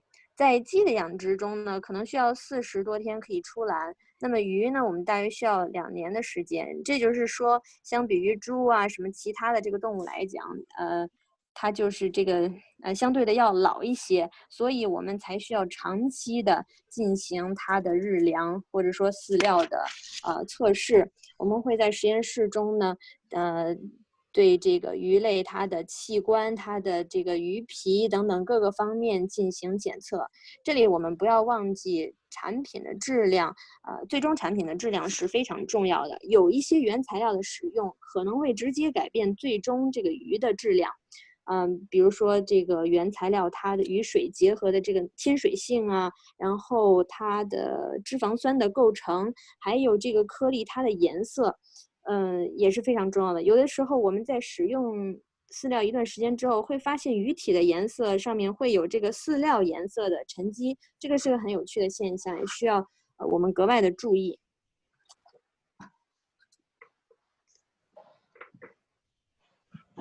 Yeah, I have added a few slides on salmon cage farming in Norway, because I know that it's very popular in China, the technology that is applied in Norway and in other parts of the world.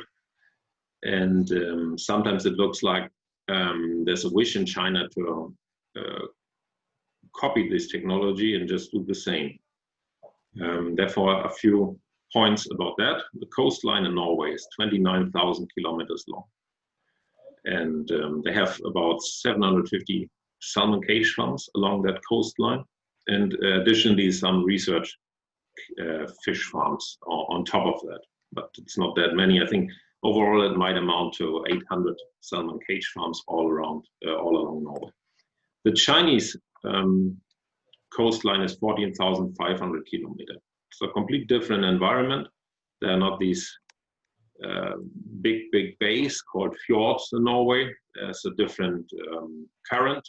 The water temperature is very different. The salinity is different. The pollution level of the water is very different. So Norway is in big favor producing salmon compared to any other country in the world. I think Russia has also very good conditions, but it's relatively underdeveloped salmon farming in Russia. And then there's Chile. They have a couple of problems. And North America also is doing salmon farming, but they don't have this huge environment like Norway. And then if you see on the right side on this slide, you see the tons of fish sold from Norway into the world. That has been rising a little bit. That's a gray bar you need to look at. So it has been rising from 1.3 million tons to now 1.32 or so million tons. So not that much has happened. Yeah, the production has been relatively steady. And at the same time, the price, this is the black line here with the black dots.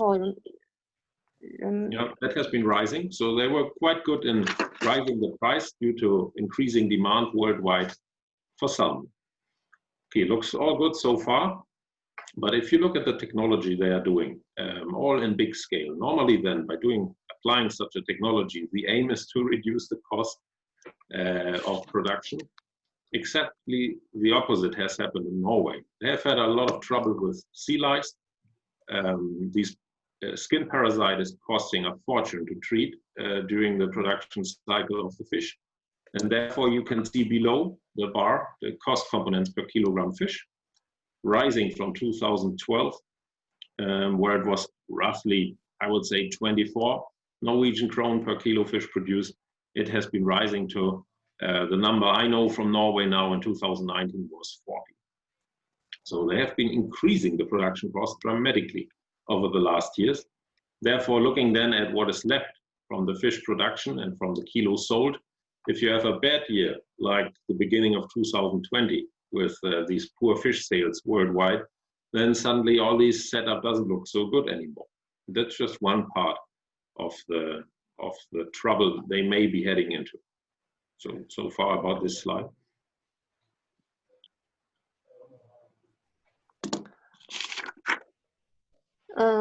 这个挪威三文鱼网箱养殖呢，在中国和其他的地方非常受欢迎。有些时候，人们甚至说中国希望完全复制这种养殖方式。所以在这里简要的介绍一下，挪威的海岸线呢是29000公里，有750家三文鱼的这个养殖渔场，还有一些用作研究的渔场。那么三文鱼这个挪威基本上全境都有这个三文鱼的养殖场，而中国呢和挪威一个是海岸线长度不同，然后海水温度不同，污染情况不同，各个方面的条件呢都有所差异。那么这个其实也有很多国家想要复制这种模式，那么比如说俄罗斯，它的条件也是不错的，但是现在发展还相对落后。然后北美呢也是想要做相关的这个产业的发展，但是都没有挪威的这个先天条件好。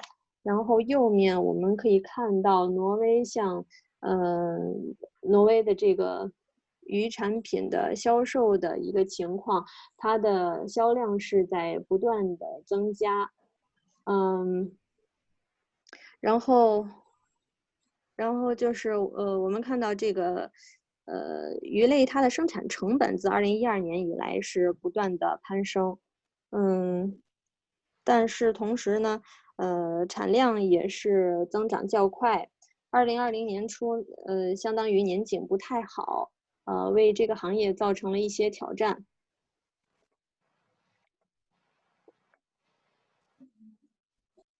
So what could be the outlook for the salmon industry? If you ask the salmon industry, they say that we can just continue like we did. That's difficult, I think, in these times today, with all these environmental concerns, which will make a much bigger pressure than it appears right now. So you have these relatively old-fashioned net cage farms, and on the other hand, recirculating aquaculture systems being built more and more worldwide. At the moment, the technology is very difficult to handle.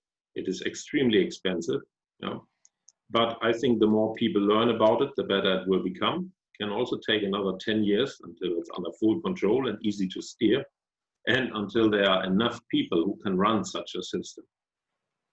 But if you compare these two, the net cage farm and the recirculating aquaculture system, in the latter one, we have stable conditions. So there's not suddenly a big rainfall and changes in salinity and fish lose appetite and so on. It's just stable. At least the intention is that it is stable. It's not that easy to keep it that way, but it's the intention. Then the second one, it has lower disease pressure. Yeah, there's no diseases. They cannot enter if it's well controlled. There's no possibility to get any diseases in. And of course, there's less environmental pollution. These fish are also releasing feces, of course, and carbon dioxide and so on. But it can be all filtered out, extracted, and then maintained. So nothing goes into the environment like in a cage farm. It's a very complex technology, as I said, very energy intensive, very costly to build. But I guess once this is up and running worldwide, and some will fail very badly and lose a lot of money, but others will have a nice recirculating aquaculture system that is running well. And this will then also be done by others who will do the same. And then it will be relatively difficult for the old net cage farms to maintain their status, yeah, when there's somebody else having great success with recirculating aquaculture systems that are more environmentally friendly. Okay. 这个三文鱼行业呢，当前还是仍然面临比较艰难的一个困境，主要是这个环境方面的压力非常大。然后我们这个刚才说的是比较老派的旧式的网箱养殖。另外我们再来看一下 RAS， 也就是循环水养殖系统。这个系统非常的复杂，难以管理。然后可能还要再发展10年的时间，才能有足够的人来掌握全部的技术，来进行大规模的这种系统的生产。我们把网箱养殖和循环水养殖进行一个对比，会发现，在循环水养殖系统下呢，条件更加的稳定，我们不用担心这个降雨、海浪，然后会如何影响鱼类。另外呢，这个疾病输入的压力比较小。因为这个环境都是可控的。此外，在这个环境中所排放出的粪便以及二氧化碳都可以通过设施移除，因此不会向环境中排出这些废弃物。这个系统相当复杂，而且是能源密集型的。未来如果说在全球广泛应用的话，肯定会有一些人失败，然后也会有一些人运营的不错。那么随着这个成功的人越来越多，也会给旧式的网箱养殖的养殖户带来挑战，使得他们的利润难以维系。This is my last slide where I want to sum up the trends and perspectives. I think first part will be just the feed quality. I can see going around that there's a big difference between feed qualities by different suppliers, different continents. I think this will go away, and the future will be that the physical quality of the fish feed pellets will just be excellent or nothing. Either you can make excellent physical quality or you're not selling any fish feed anymore.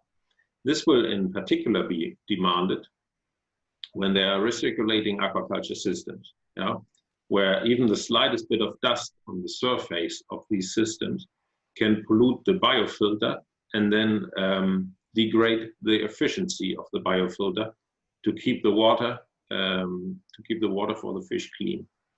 So these two things go together. Then a second part of the trends and perspectives, I think more and more there will be demands from big supermarket chains. There will be some labels that fish farms and feed producers also have to obtain to be qualified at all to join the market and to sell their fish.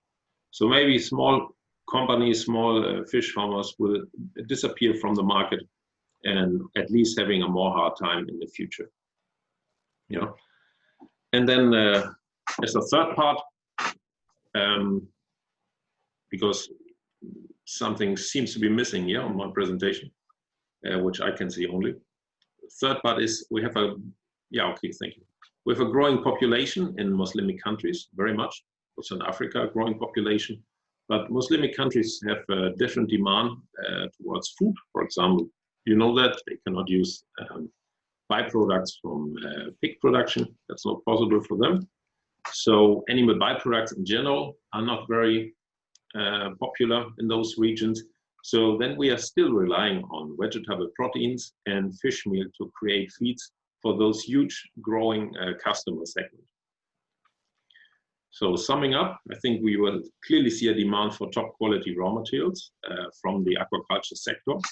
As I said before, we have feeds with very high protein and fat level, and they need to be on top level in the future because fish farms getting more and more sophisticated. Therefore, the feed also will become more and more better all over the world. Muslims are a growing consumer segment, and the feed and the labels, for example, from supermarkets, how the feed should be composed that goes to the fish. This will adjust a little bit and give restrictions towards the feed composition. For example, that the supermarkets dislike animal byproducts in feed. We see that more and more. So we have a huge amount of byproducts from animals, which could be used in fish feed production and what would also make a lot of sense to, so to say, recycle these raw materials. But it's getting less and less, and the popularity is sinking of those materials. So eventually we will rely on fish meal and vegetable proteins to create fish feed. That was my last slide. 这是我的最后一张幻灯片，我来讲一下趋势和前景。第一点就是这个优质的颗粒饲料将会是非常重要的一个未来趋势。要么生产优质饲料，要么就完全没有市场。优质饲料对于水产养殖相当重要，尤其是未来这个循环水养殖系统的应用越来越广泛。另外呢，就是这个饲料得是做到无尘，因为尘土呢会影响到生物过滤器，由此呢就会影响到养殖场的这个水的清洁程度。这两者其实是这个联系非常紧密的。然后第二点就是未来呢，大型超市和这个供应链将会成为这个主要的供货商，然后小的这些养殖场呢，也必须要获得一定的资质才能够出售产品，所以未来他们有可能会被挤出市场，或者至少是日子更难过了。第三点就是现在这个穆斯林消费者的数量在不断的增加，然后这也给我们的这个饲料成分带来了一些限制，我们需要加以调整。然后呢，就是现在在这些区域，商超就不喜欢饲料中含有动物的副产品，我们也要对这个配方进行调整。因此也会比较依赖这个蔬菜蛋白以及鱼粉作为鱼饲料的主要成分。未来呢，这个优质原材料对于优质的鱼饲料仍然是相当重要的，要维持较高的蛋白质以及脂肪含量。并且呢，这个养殖场它所采用的这个系统越来越复杂，对于饲料的要求也必然越来越高。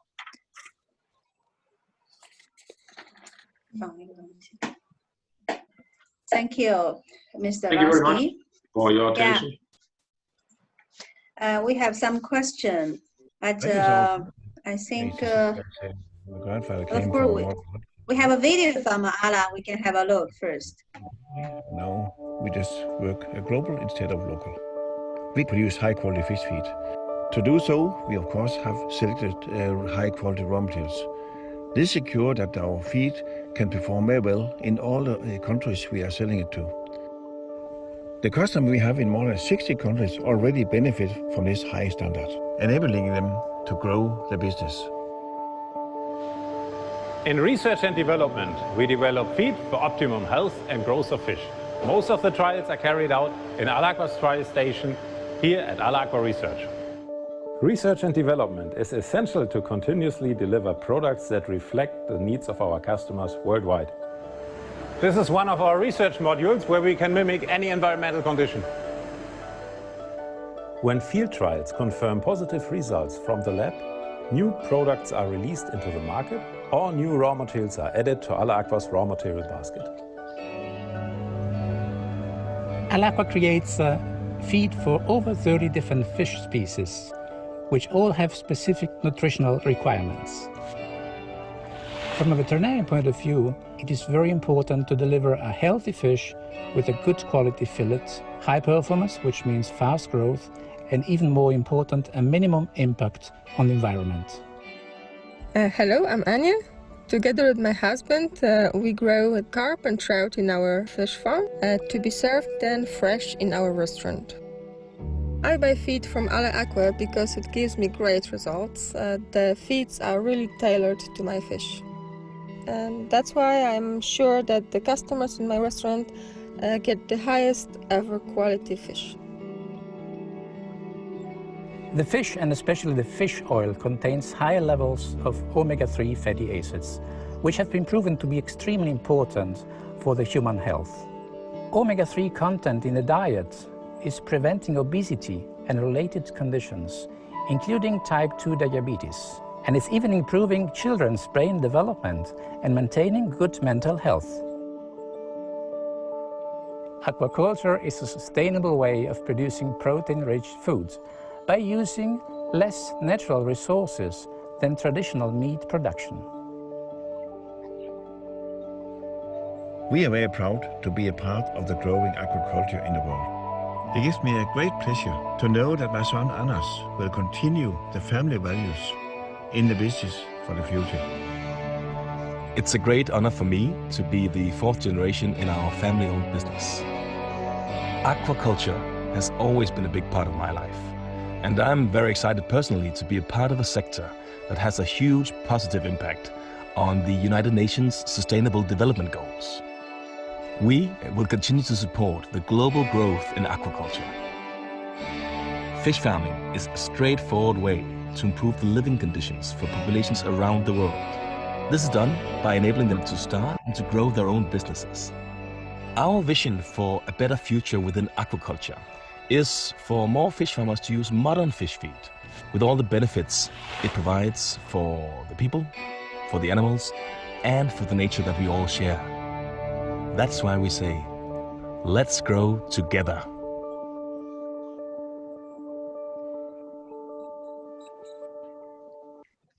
Thank you. Some question to you as about someone is asking, what about the, your alternative protein resources, especially front-based, to reduce animal resources? Typically, those are pea protein concentrate, which we are also producing ourselves in Germany in a factory. Then wheat gluten, corn gluten, soya protein concentrate. There could also be DDGS or, yeah, I think newly arriving algae protein is also on the way, rapeseed meal, such raw materials. Yeah, this is also a question that someone's asking.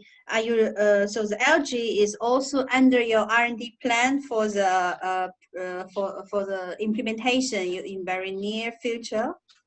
No, I don't think it's a matter of near future. We would need sufficient volume at a also affordable price. And so far, I'm watching also the development, what's happening in the algae sector. And basically for the last 10 years, not much has happened. There's a lot of projects ongoing. It is done again and again, but so far nobody can produce algae protein in a big amount available for fish feed or at a cost that makes sense to add to a fish feed.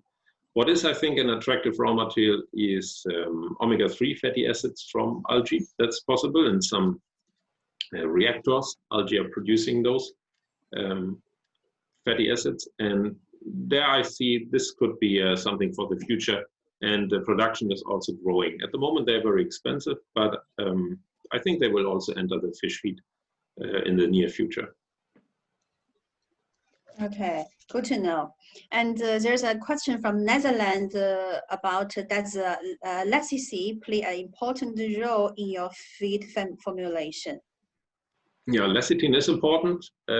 We prefer to use marine phospholipids instead of lecithin. Marine phospholipids is working a little bit better, particularly for the survival of the fish fry.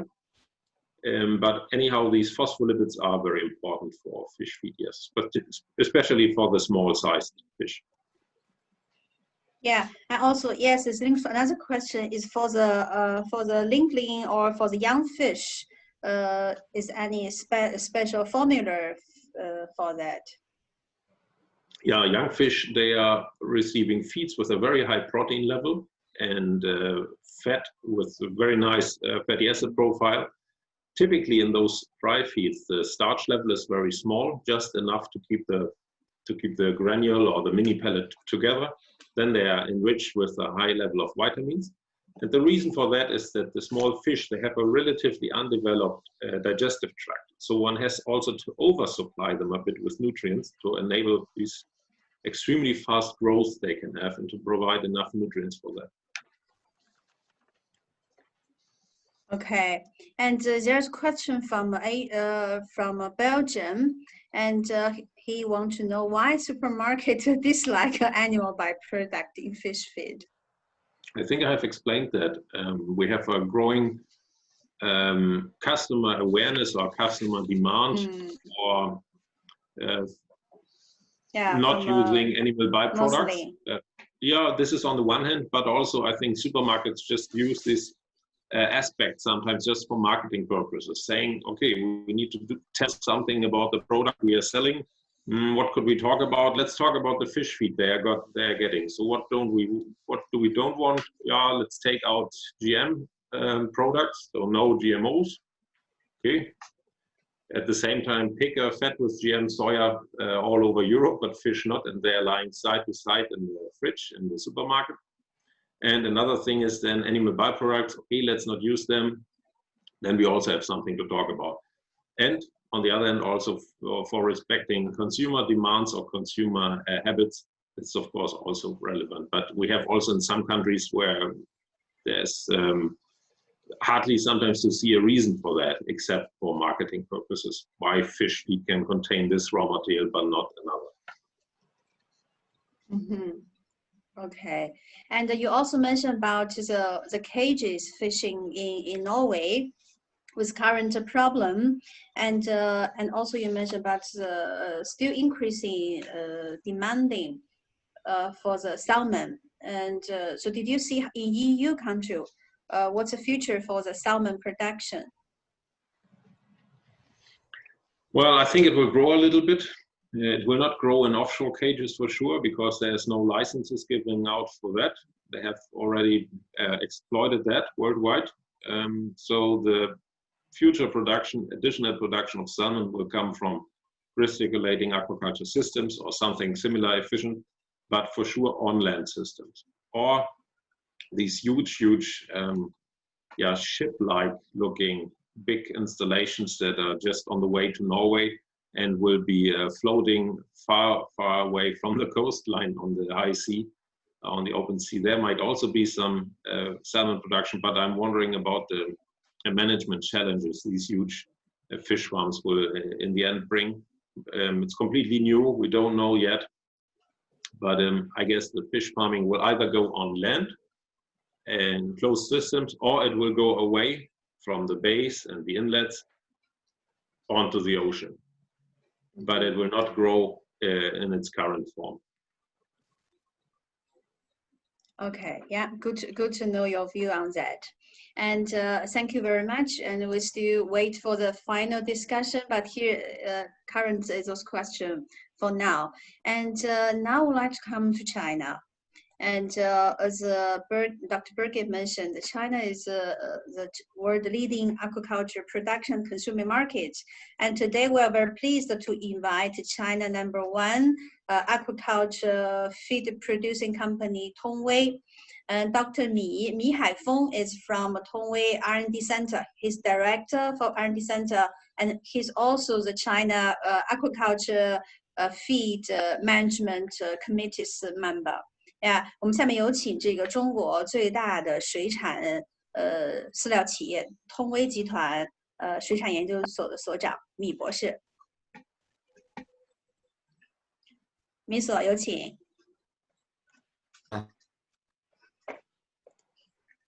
放一下。好像听不到您说话。换过来了吗 ？PPT。米博士您好，听得到吗？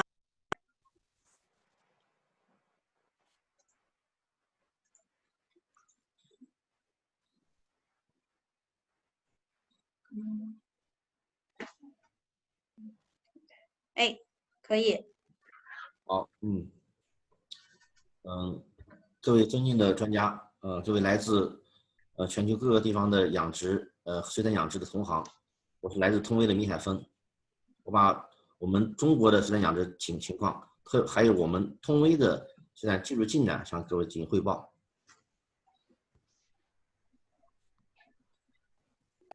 Distinguished experts and dear colleagues around the world, I'm Mi Haifeng from Tongwei. Today I will brief you on aquaculture, the general picture of aquaculture in China, and also technical progress of Tongwei. 这是我的简单经历。我在通威的话，已经工作15年，毕业于中国海洋大学，目前担任这个研究所的所长，主要是研究这个淡水鱼的这个营养和饲料开发方面的技术。I've been with Tongwei for 15 years and I graduated from the Ocean University of China. Now I serve as the director of aquaculture R&D department at Tongwei Co Limited. My focus is nutrition and feed development for freshwater fish. 下一页。我的报告分两部分，第一部分讲中国水产的状况，第二部分讲通威的来自通威的一些水产技术方面的一些东西。There will be two parts in my presentation. The first, China's aquaculture situation, and the second, Tongwei's technical progress. 首先，中国的水产的市场呢非常庞大，中国的水产的养殖品种和养殖模式是最多的。第二的话，就中国的水产消费也发生很大变化，养殖的品种也跟着消费也相应的调整。我们目前来说，从这个常规的鲤鱼类向这个特种料发展，像这个另一方面消费群体来说，也逐渐从这个我们传统的活鱼向我们的无鳞鱼、少刺和易加工的品种方面发展。So first, let's have a look at China's aquaculture. There are several characteristics.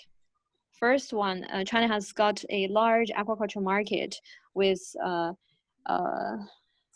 whole range of species and also farming models. Second, China has a large consumer base, and we have also adjusted the species we raise according to China's consumption preferences.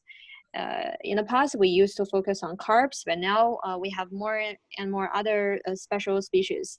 And the third characteristic is that the preference of consumers have changed to no-scale, little bone species. And also easily varieties easy to process. 另外一方面，中国的水产养殖的话，现在成一个特点的话，养殖的水产品的数量越来越多，我们从海洋里捕捞的这个水产品的产量和比例越来越小。Another characteristic is that the species we farm, the number of species we farm are increasing by a large margin, while that of captured species have been on the downfall.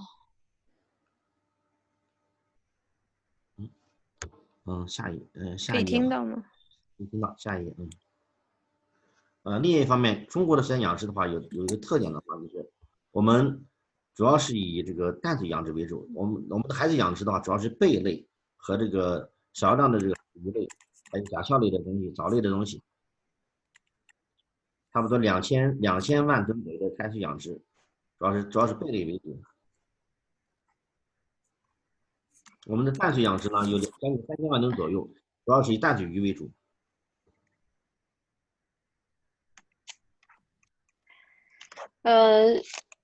So now let's have an overview of China's aquaculture.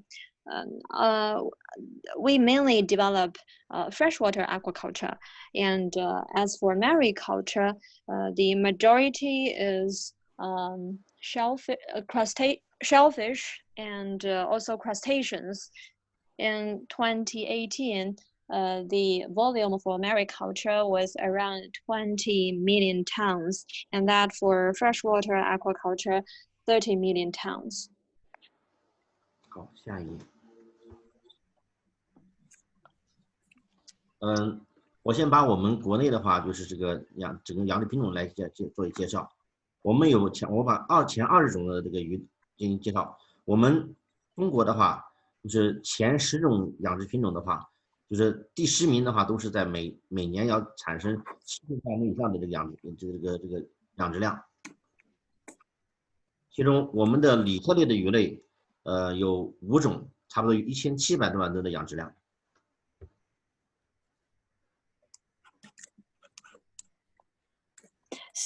Now, let me introduce the species we farm in China. So for the top 10 species, even number 10 along the scale has a annual production of 700,000 metric tons. And as with the top 5 carps we farm, the production is around 17 million tons. 我们的南美白腿虾养殖的话是只有160万吨左右，170万吨左右。这2年我们发展最快的是科氏鳌虾，因为这2年的发展非常快。您可以多说几句，没关系。然后的话，另一方面的话，罗非鱼的话，我们这几年的话，罗非鱼养殖水平、养殖的量是比较稳定，呈一定下滑趋势。但我们的河蟹养殖的话，目前来说的话，这2年的话也是稳中有升。The production of white shrimps is around 1.7 million metric tons, and that of crayfish is very stable and increasing by a large margin.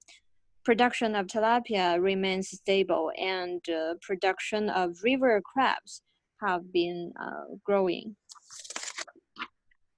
下一页。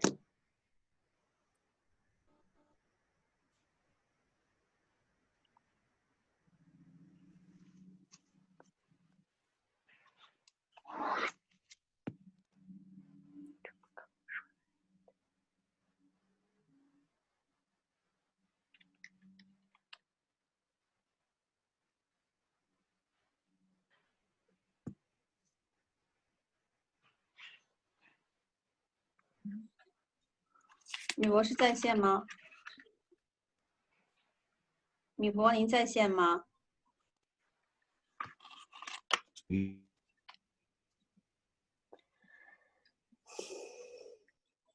喂。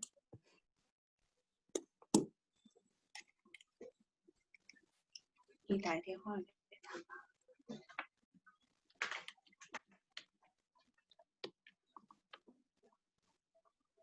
那个。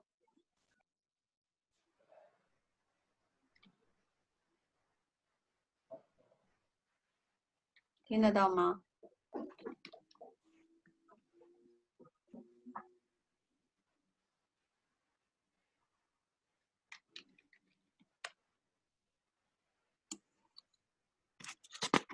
先放一下他那个什么吧，先放一下那个。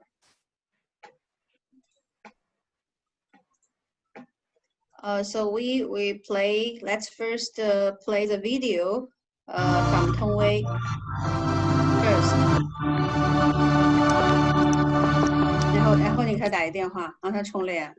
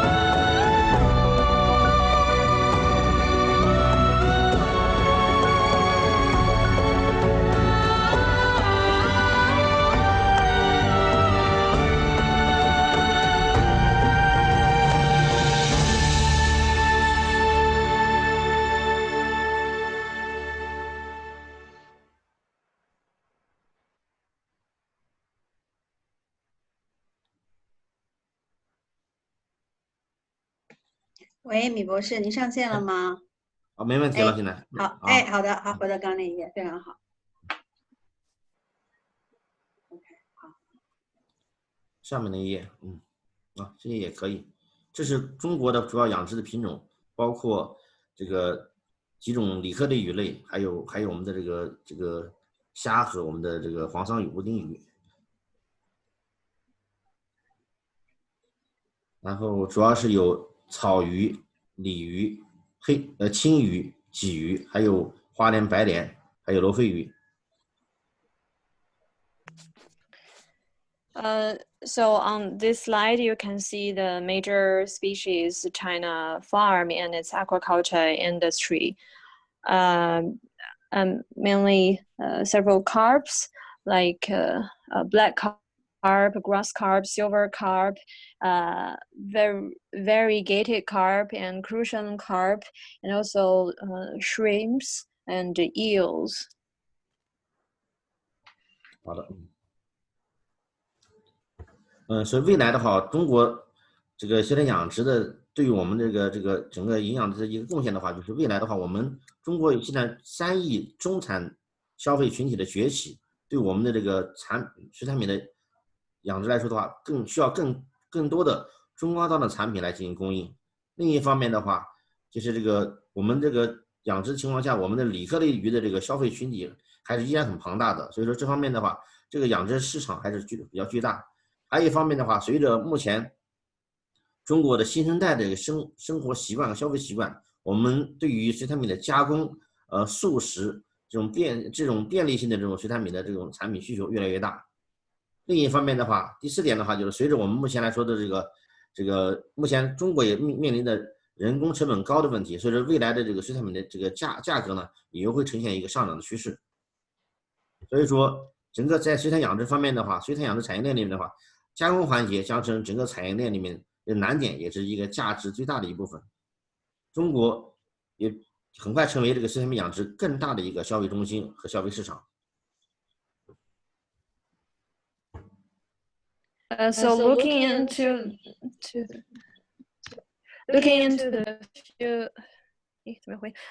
the future, China will remain a large market for aquaculture products, but there will be some changes. First, a booming demand from a middle class, a growing middle class in China, and second, the middle and low consumption groups are still huge. And thirdly, the new generation has increasing demand for processed and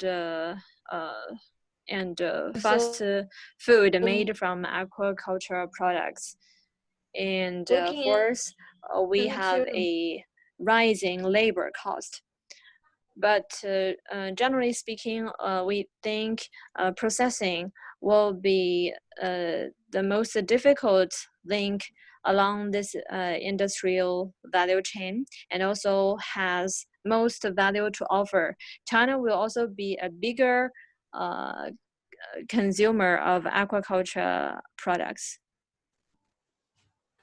另一方面，你看到我们国内的水产饲料养殖一个变化情况的话，就中国的水产饲料的产量的增速在下降，但是我们饲料的从数量上、质量上发展，我们的话从普通的淡水的这种鲤科类的饲料为主，逐渐向特种饲料方面发展。另一方面的话，就是这个在我们的养殖过程中的话，我们中国的饲料的话，也是在中国的各个饲料企业也是走向国外，我们在东南亚的地区的话，也是发展的很快。还有一个的话，我们通威的话，在2019年的话，我们通威的饲料占整个中国水产饲料的10%，也是属于这个全球也是淡水料的水产饲料的话最大的这个饲料公司之一，整个水产饲料企业。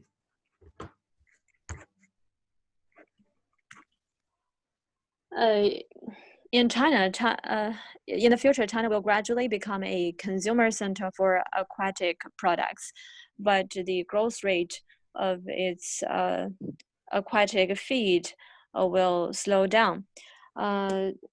China's demand for aquatic feed has shifted from that for freshwater fishes like carps to some special species. And at the same time, China's aquatic feed companies are doing well around the globe, especially in ASEAN countries. In 2019, Tongwei accounted for 10% of China's aquatic feed market, and was also one of the largest aquatic feed producers around the globe. 另一方面的话，今年的这个新冠疫情也不仅给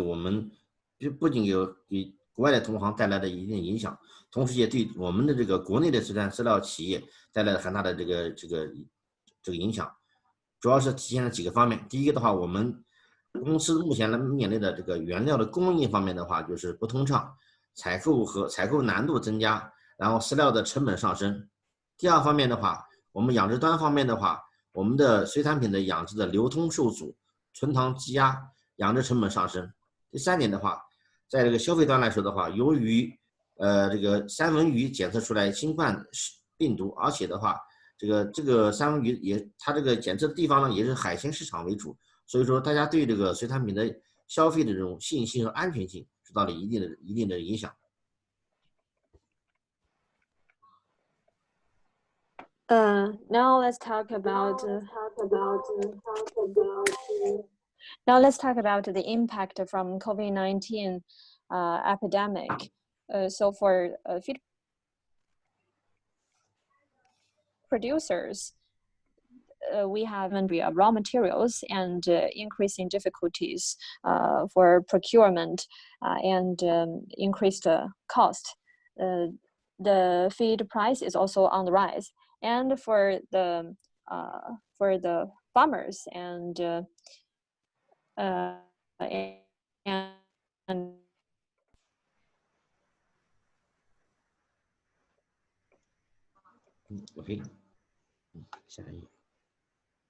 farming cost. For consumers, salmon has been detected positive of COVID-19 virus, so the consumers have less confidence in the safety of aquatic products. 第二部分我介绍我们通威的情况。通威的话，主要是我们目前的话是以农业和新能源作为双主业。我们的话就是通过我们公司有几十万亩的这个养殖水面，同时我们有自己的饲料，我们有自己的通威的一个水产品食品加工一条龙，我们还有全世界最大的这个光伏生产制造的一个工厂，所以我们目前来说实现了通威的这个双主业，农业生产新能源为主的双主业的发展。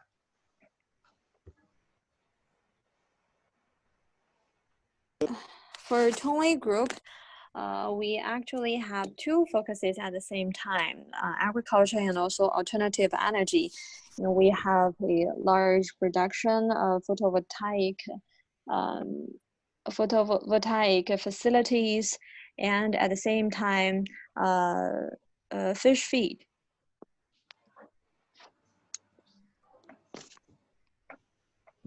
这是我们通威的这个整个的水产饲料的发展发展历程的话，因为我们在1982年我们成立的通威饲料公司，然后我们1992年我们成立的通威集团，2004年我们在中国的上市，我们的上海市场交易所股票交易所上市，然后2006年我们进军了我们的光伏产业行业里，所以说我们目前来说我们是已经形成了双主业的这种战略格局。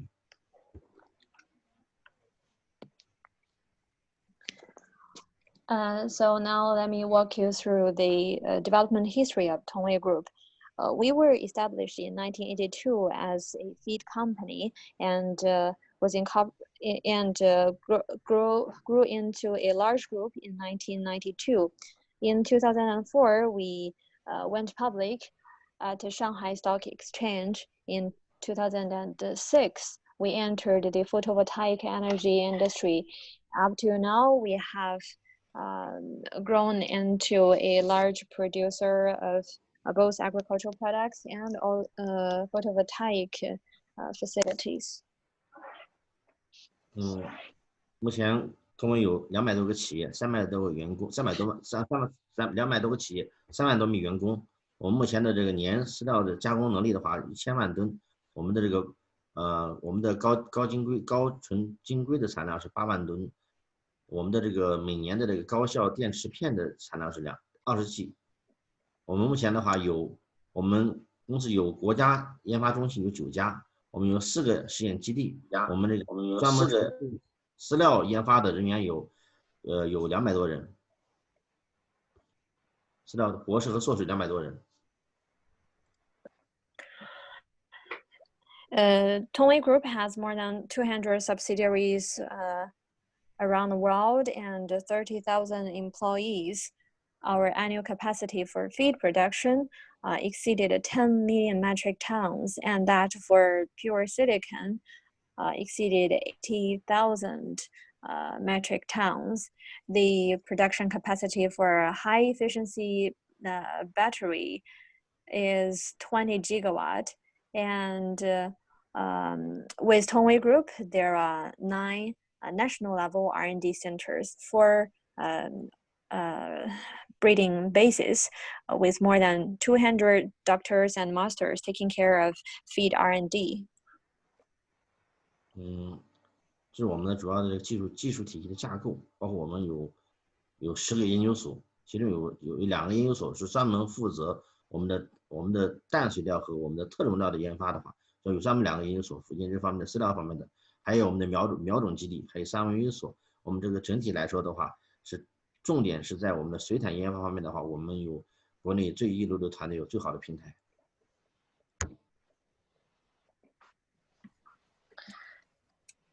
Tongwei Group has 10 institutes, of which 2 are for the R&D of freshwater feed and the feed of special species. We also have hatcheries and breeding bases, and also an institute for salmons. So for aquatic products, we have a top-tier platform.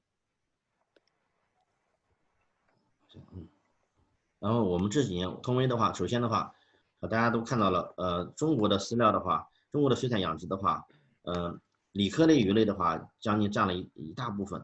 其中我们公司的话，在鲤鱼和我们的草鱼方面的研发的话，2次获得国家科技进步奖。我们的这个水产研发体系获得我们四川省的科技进步1等奖。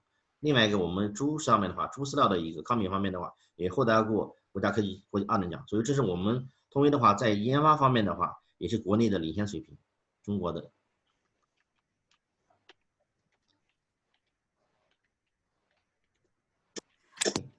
In recent years, carp has remained the majority in China's aquatic production, and Tongwei also led the industry with its technical advantages. For black carp, we have won a national technology award twice, and many times provincial level prizes. OK。另一方面，我们公司的话，在产品方面的话，我们有一个特点的话，首先的话，我们要通过我们的饲料产品要做好。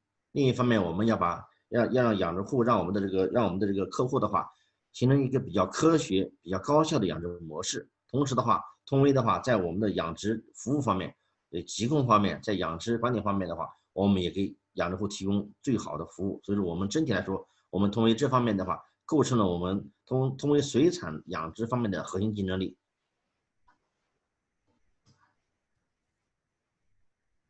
So what are our core competitivenesses?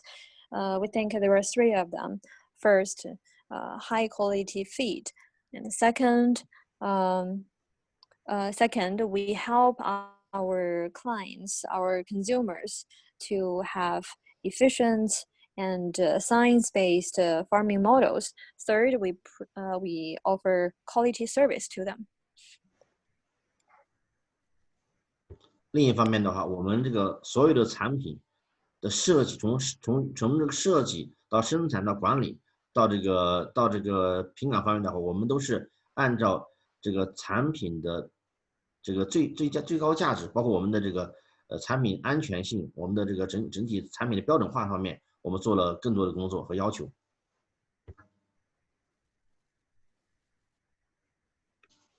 For all our feed products, we have strict management and control along the chain from design to production and to other stages. We want to attach highest value to the product, and we really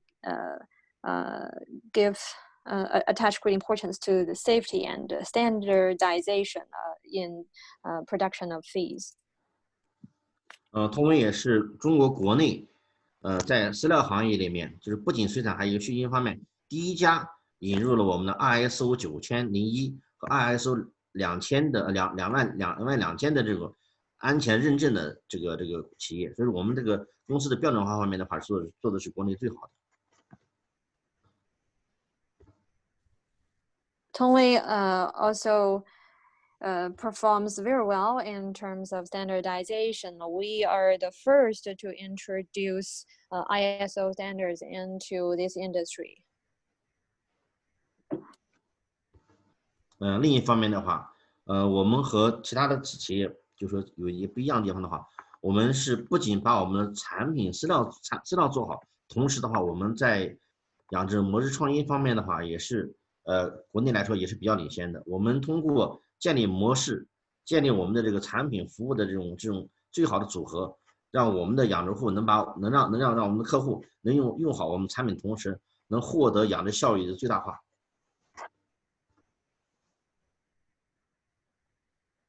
Different from other competitors, we not only focus on feed products, but also innovation of farming models.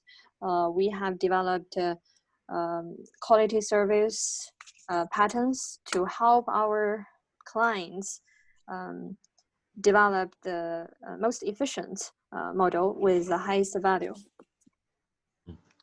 第三部分。另一方面的话，我们也特别注重自然养殖对于环境的影响，特别是对于我们这个目前来说水体压力越来越大，然后环境要求越来越高的这种养殖要求，所以我们目前通威的话也建立了我们具有创新性的一个各种养殖系统管理，各种自动化养殖系统。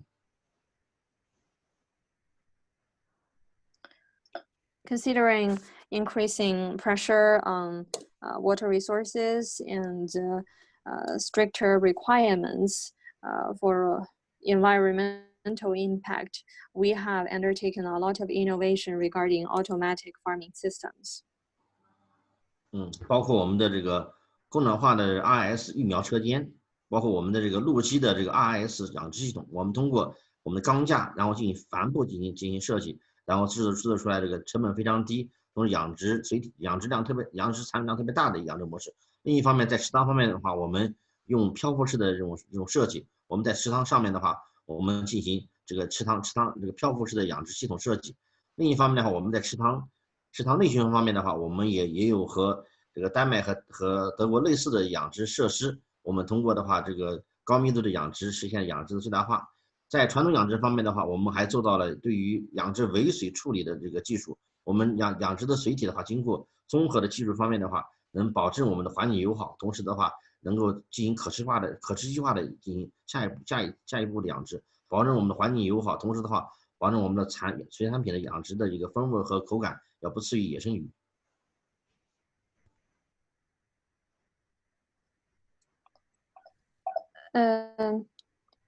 So as with the innovation I mentioned, we have the following directions.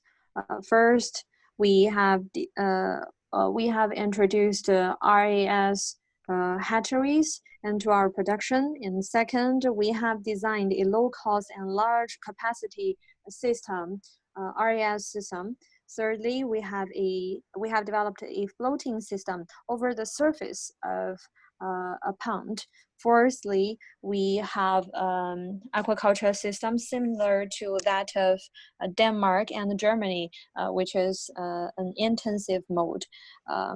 Lastly, we have developed effluent treatment system to ensure a minimal impact on the environment. So to sum up, we have done a lot to produce environmental friendly production modes and sustainable modes, and at the same time we want to keep the quality of our aquatic products so that their tastes so that they taste better or as well as that of wild fishes.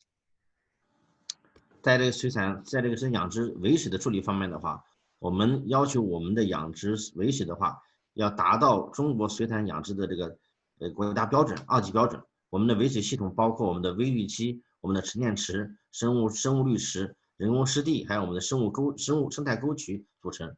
我们这个系统的话，利用水生生物、微生物来吸收水体的营养物质和氨氮，这样实现我们的养殖环境不换水或者少换水。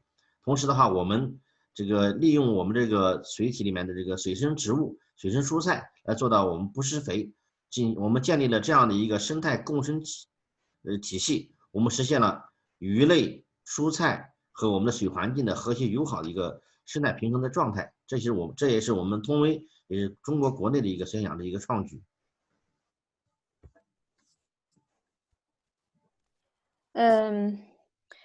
So as with affluent treatment, our requirement is level 2 national standard.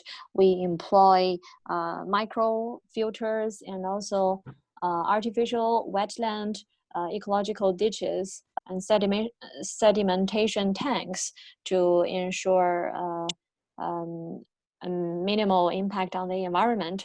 And also we use microflora and aquatic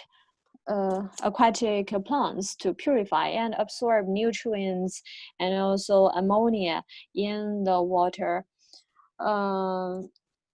So all in all, we have established a good balance between fish production, vegetable production, and healthy water environment.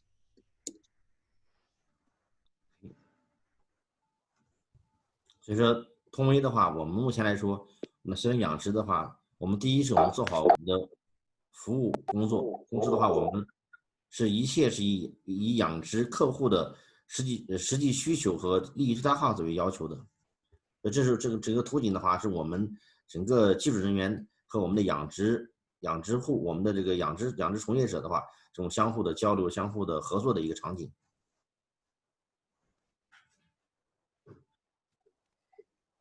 Our mission is to provide a quality service to our clients and to maximize their interests, to meet their demands. On this slide, you can see pictures of them of our staff communicating with clients. 能听到吗？没问题，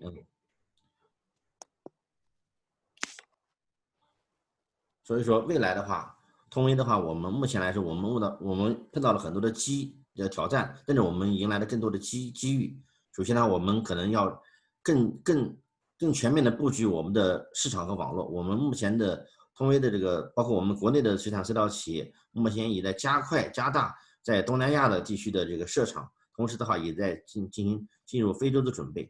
另一方面的话，通威已经进入了通威在水产饲料企业已经进行了37年的这个技术沉淀，我们会把我们的技术做得更好、更优秀。同时的话，我们觉得的话，一个好的公司、一个好的产品，最大的优点是在于产品的稳定，在于我们质量的可靠，在于我们产品的食品的安全。第4点的话，我觉得通威的话，在我们的这个无论是我们的水产品的这个品质，还是我们的这个鱼缸一体方面的话，包括我们太阳能的开发方面的话，我们也做到了国内的领先。大家可能刚才没给大家提醒到，我们通威的鱼缸一体也是非常有特色的。我们在食堂上面是发电的，我们上面有我们的光伏电池板进行发电，我们下面是养鱼，所以我们做到了我们的第一个，我们的能源输出，同时呢，我们的水产品的话，也是一个比较安全可靠的养殖环境。同时呢，我们产生的电也为我们的这个养殖自动化和设施化也提供了很好的一个能源支持。所以这是我们通威最有特色也是最有实力的一个代表。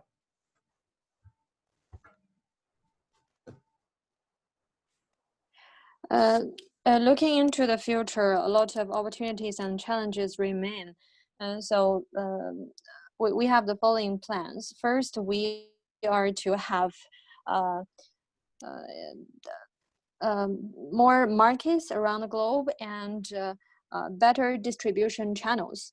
We are going to boost our ASEAN market, and we are currently preparing the African market. Secondly, we are to offer better technologies, considering our 37 years history of R&D in this industry.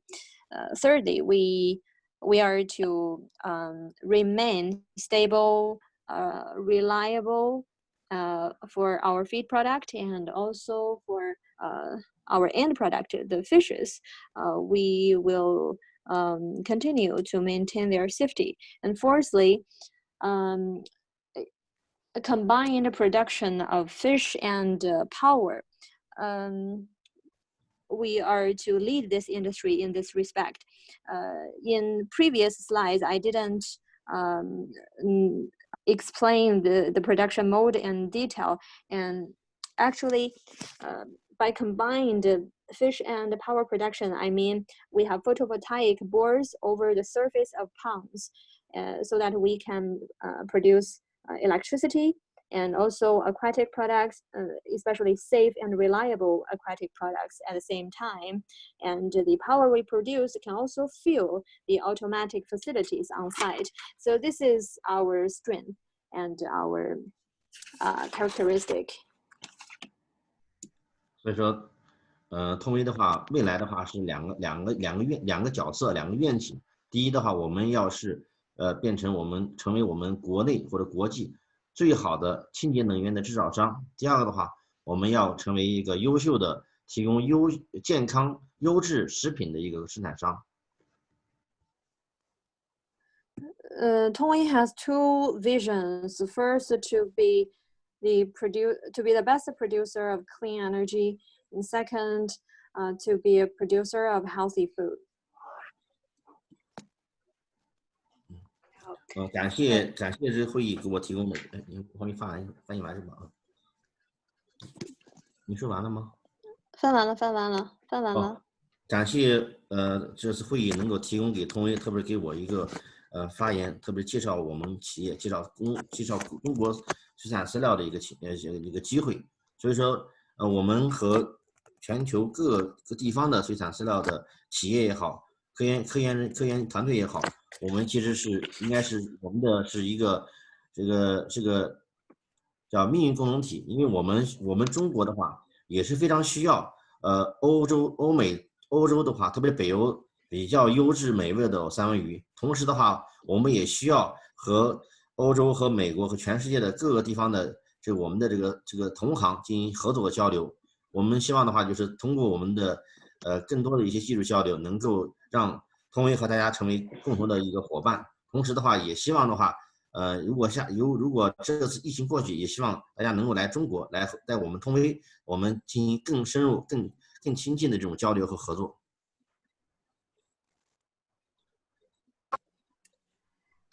Thank you for giving me the chance to speak here and giving me the chance to talk about China's aquaculture industry and Tongwei's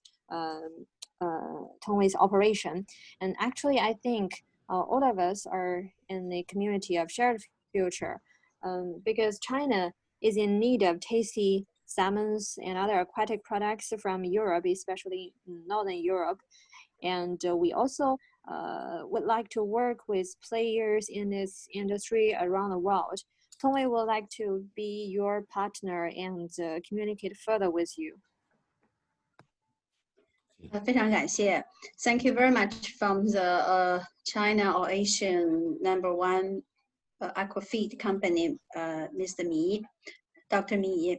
And I don't see any question now, and due to time, and I think we kindly ask our speakers stay with us, and because we will have a final discussion. 请我们的发言人稍等，我们这个经过最后一个泰国发言人之后，我们再进行这个讨论。So now we would like to invite our speaker from Thailand, our Thailand speaker is from a Department of Fishery, and Mr. Song Sanjita. Sawadika, welcome. Yeah. To introduce Thai competent fishery farming. Okay. Good afternoon, everyone, ladies and gentlemen. Today, I would like to represent the Department of Fishery to share our information about reviewing of on competency of Thailand on shrimp aquaculture production and export. Please. 女士们、先生们，我来自泰国农业与合作社部渔业司。今天我将介绍一下泰国水产行业在生产和出口方面的优势。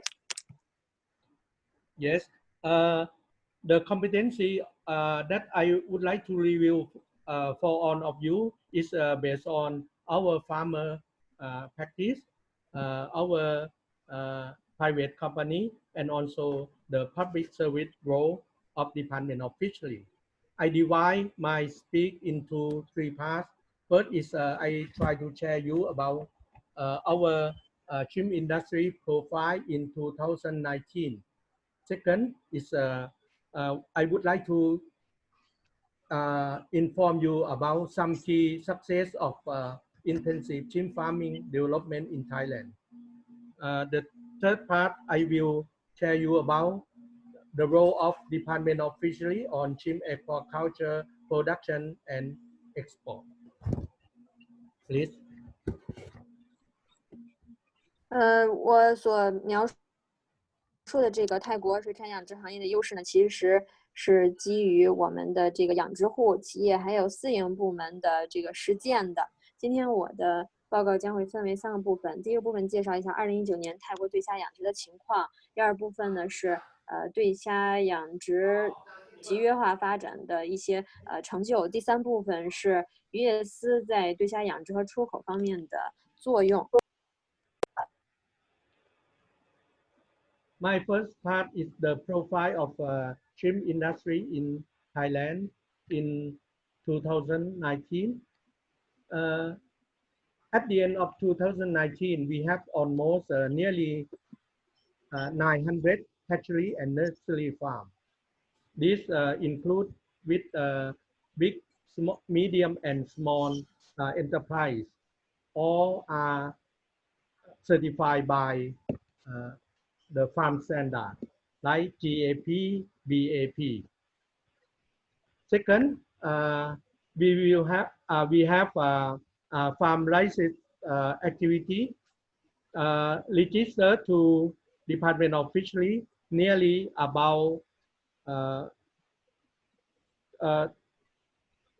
25,000 farms, and all about 70% are certified by standard.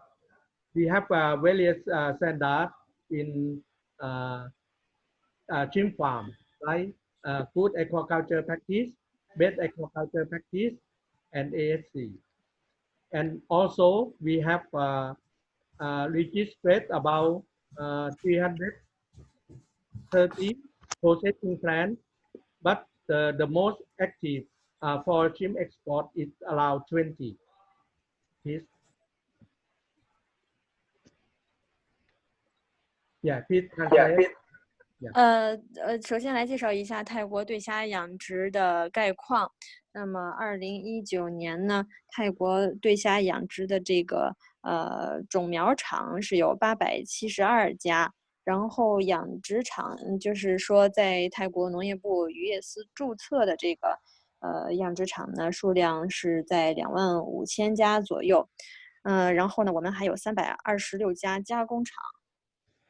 Yeah, I will continue on this slide. Our shrimp larval production in 2019, we produce mainly white shrimp, little Penis vanamai, and black tiger shrimp, Penis monodon. Penis monodon, we produce only 4% of white shrimp. So in total, we can produce white shrimp about 33,800 million per year. And about black tiger shrimp, we can produce 1,600 about. Yeah. And for the productivity, this is the annual average productivity. Per 1 million PL of white shrimp, we can produce 8.99 tons of farm-raised production. For black tiger, we can produce at the amount of 8.27. Yeah. And next is farm-raised shrimp production in 2019. We can produce white shrimp about 300,000 tons per year. And for black tiger shrimp, we can produce 13,000 13,000 tons per year about. So in total, we can produce about 317,000 tons. Among these, we export to the foreign country is about nearly 180,000 tons, and we consume by domestic about nearly 40,000 tons. Yes, please. 我们看一下，在2019年这个幼虾虾苗的产量，南美白对虾呢是33000330亿尾，然后这个斑节虾呢是16亿尾。然后我们可以看到，这个斑节虾它的这个产量呢是南美白对虾的只有4%。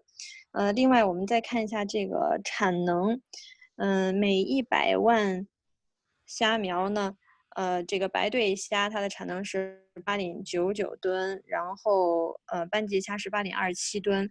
接下来再看一下2019年这个对虾的产量，南美白对虾是30万吨。然后斑节虾是13000吨，这个总量是317000吨，用于出口的是接近18万吨，国内消费的是3.5万吨。As you can see that we produce most of our production is white shrimp. Why we select white shrimp for the production? Because they have several advantages. So please see on the right-hand column and indicate by green label. For availability of broodstock for Pacific white shrimp, we have many of broodstock and all are domesticated. And exactly is a genetic improvement broodstock.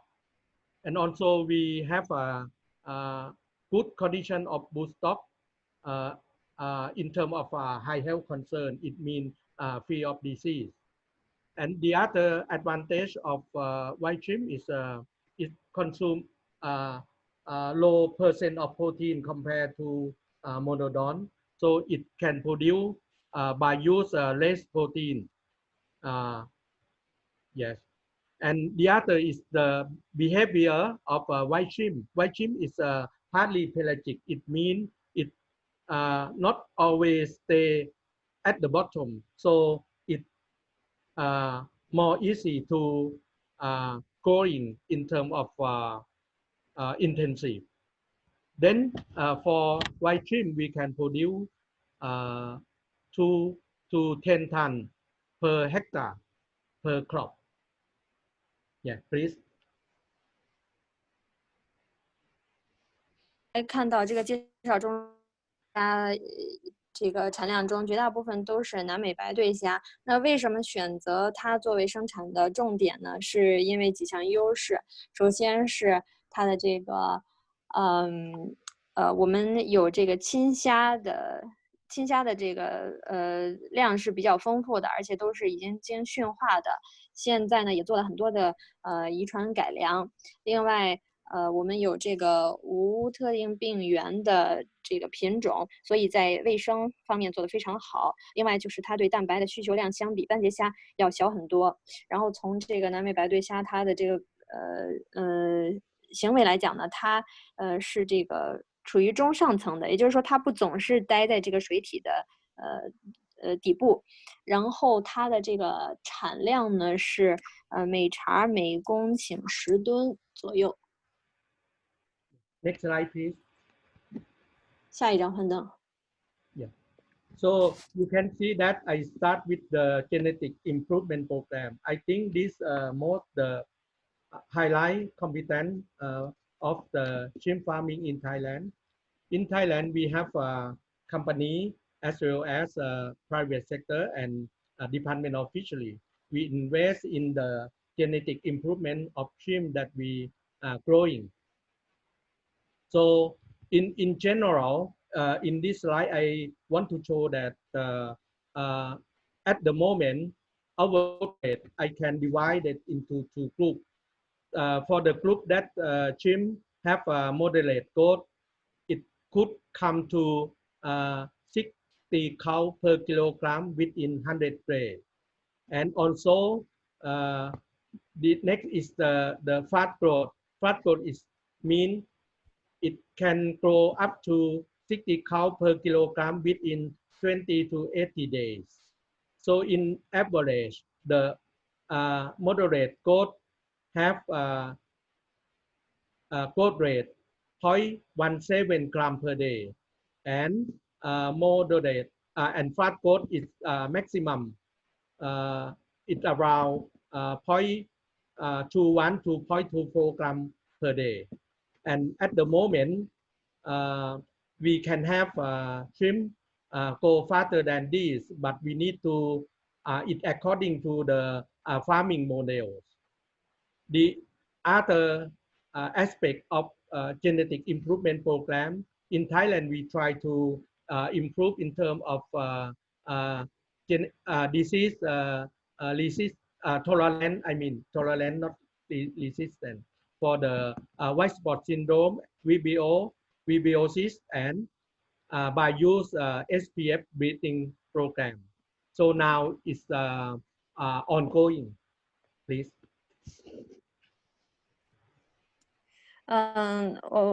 我们来看一下这个遗传改良计划。这一点其实正是泰国对虾养殖的优势所在。我们有私营企业专门投资进行对虾的遗传改良。那我把这个对虾呢分成2类，一种是普通的，在100天内可以生长到每千克60尾，然后另一种速生的呢是70、80天就能生长到每公斤60尾，这个生长速度呢，也就是普通的对象呢是每天0.17克，然后对于速生的这种，它最大值是在每天0.21到0.24克这个范围内，当然具体的还要视这个不同的养殖模式而定。另外呢，我们还通过SPF 育种计划，也就是这个无特定病原的这种育种计划，来增强对虾对于白斑综合症病毒以及弧菌病的抗病能力。Yeah. The second key success is the hatchery technology. We the growth intensive shrimp farming require large amount of fry and in high quality. So hatchery is really essential for supply the healthy shrimp fry. I think you may know that Thailand can produce reach to the maximum of production about 600,000 tons per year of farm-raised shrimp production. And by this, we use about 65,000 million to 78,000 million PL per year. It means at that time we have a productivity nearly to 10 tons per 1 million PL. During the EMS Appen outbreak, our use of PL are still high at the amount of 52,000 million PL per year. But at that time, we can have the production only 200,000. So by this mean, the productivity dropped from 10 tons per 1 million PL to 5 or 4 tons per 100 PL. At the moment, our productivity now reached to about 8 tons per 100 PL. So in the hatchery, most important is in Thailand, we practice mandatory standard for non-PI producer to meet the standard of specific pathogen-free facility. It means that the facility that not comply to this mandatory standard cannot sell their seed. Yeah, and now in hatchery in Thailand, we concern highly about biosecurity and the disinfection of water before use. Please.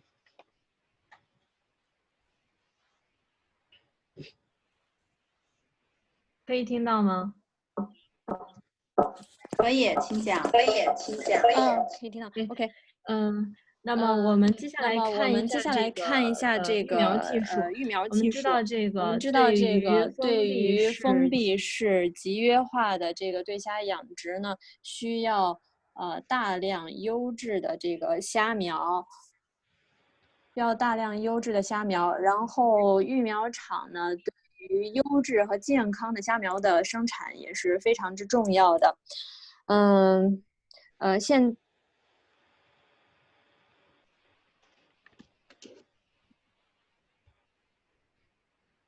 需要650亿到780亿尾虾苗，这个生产每100尾虾苗在大幅的下降，会达到这个20万。那之前这个数字是10吨，停的时候是20万，所以下降是相当之明显的了。发期间呢，520亿尾虾苗，在泰国，种不是非常高的，能够达到这个。另外就是育苗场必须要安全和这个消毒的措施都做到。一个这个生产是。Yes. Next is the feed and feeding technology. In Thailand, the intensive shrimp farming require high quality of feed, especially the super intensive need high protein to promote good growth. In Thailand, we have 22 feed factory registered to Department of Fisheries. And we also have 50 to 100 companies who supply the farm material, both for feed additive and chemicals. For the technique, we use automatic feeder to reduce farm worker labor and also to increase feeding efficiency. At the moment, now we in Thailand, we use the value of FCR to indicate the efficiency of feeding. Yes, please.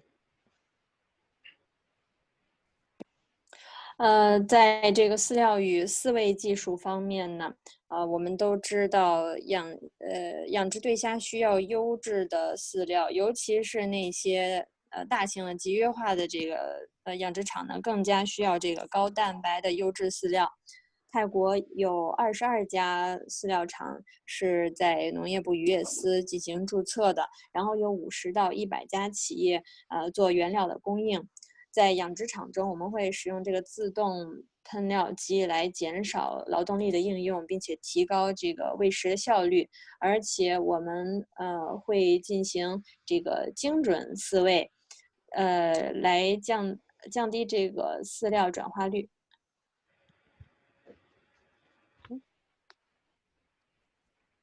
可以听到吗？ Yes. Okay. Next. Next key success is the aeration and low water exchange. For the intensive shrimp farming, they demand good water quality for promote good growth. Therefore, in terms of low water exchange, we need to supplement with the high aeration.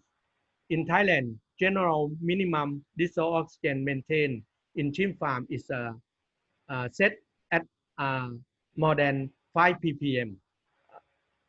Yeah, and the benefit of setting at the optimum dissolved oxygen is to prevent a bloom back of phytoplankton, to maintain to lowering pH fluctuation, and also to promote shrimp feeding. In general, the low water exchange system in Thailand is about 10, not more than 10% of water discharge each time, not daily. If we exchange water too much, it will result in phytoplankton catch in the pond due to the sedentary change in water conditions. Please.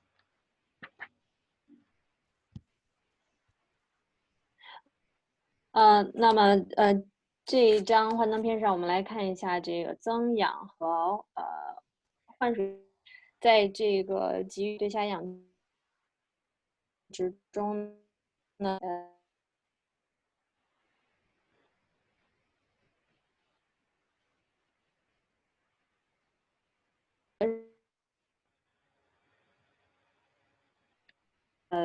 对。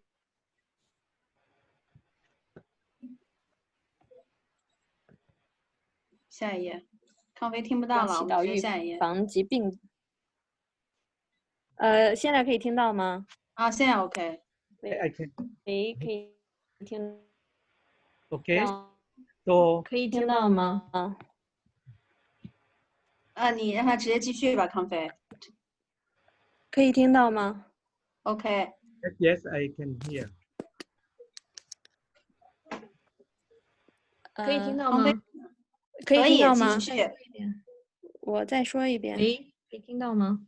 直接下一页吧，康飞直接下一页 ，OK 了，直接下一页。So next slide, please.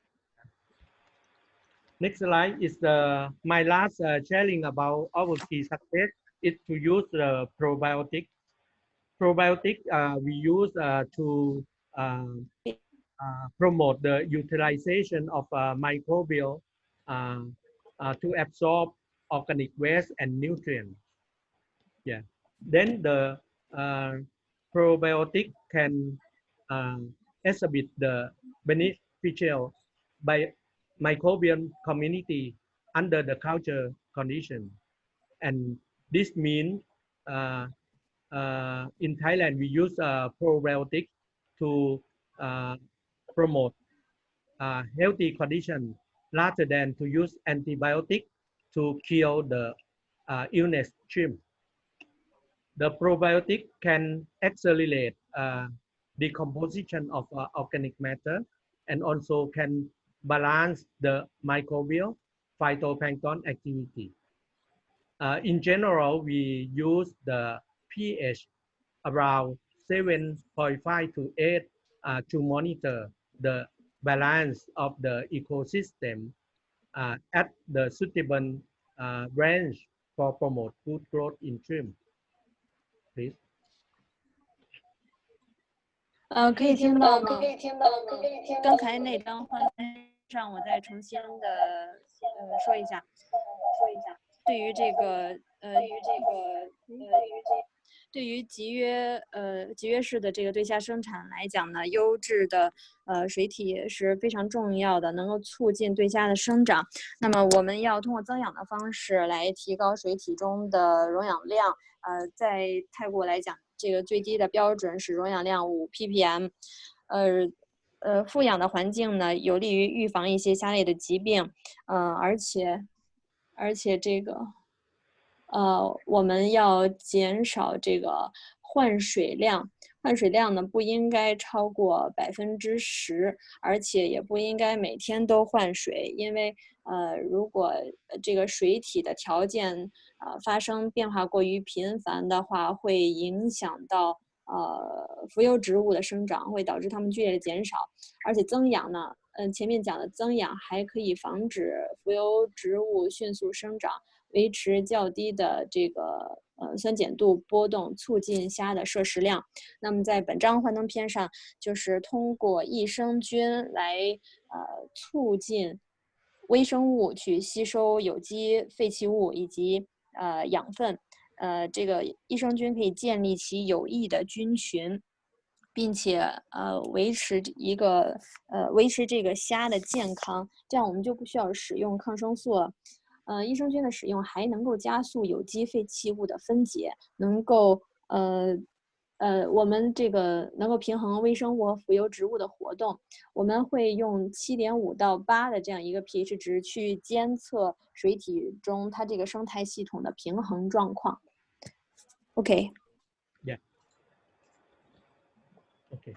Next is the role of Department of Fishery.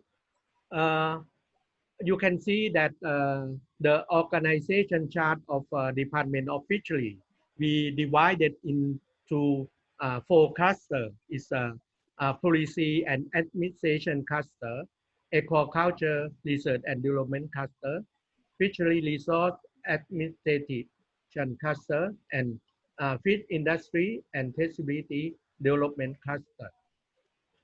For shrimp farm, you can see the division that I labeled in yellow. Is the division that work together, join hand for promote the shrimp industry in Thailand. This, yeah, okay. Please. 这张图上，我们来看一下泰国农业部渔业司的一个作用。首先是通过它的这个组织结构图，来看一下。我们这个渔业司呢，分成4个部分，一个是政策和管理，第2个是水产养殖研发，第3个是渔业资源管理，第4个是渔业行业与追溯性这4个部分。然后呢，与对虾养殖直接相关的就是我用黄色高亮标出来的这些机构，他们是通力合作来促进对虾养殖发展。Next, please. Yeah. To conduct the shrimp farming development for production and export, Department of Fishery, we establish legal framework using 3 laws. First is Royal Ordinance in Fisheries 2015. Second is the Food Act and its notification number 385 in 2017. The third is the Animal Epidemic Act in 2015. These three laws allow Department of Fisheries to establish the legal framework to control the shrimp farming development to meet the requirement of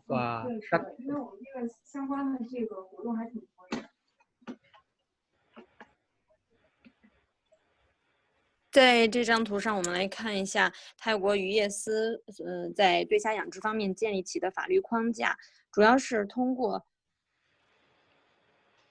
3项法令来这个框架。第一个就是皇家渔业法令，第二个呢是食品法案以及2017年发布的385号令，第三个就是动物疫病法案发布于2015年。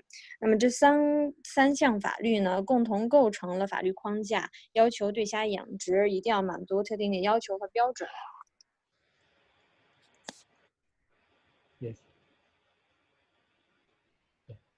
Yes, this slide shows how Department of Fisheries we assessment for the standard conformity and monitoring. We use several standards and international requirements for control according to the standard setting and also the monitoring. This standard will start from good manufacturing practice, HACCP, and also for the international requirement. Please. 泰国农业部渔业司，这张幻灯片让我们看一下渔业司对于这个对虾养殖合规方面的监测，就是通过一系列的标准来进行监测活动。首先是GMP， 那么在这一部分中呢，会通过 GMP 和 HACCP 的检查来确保对虾养殖能够满足国际上的标准。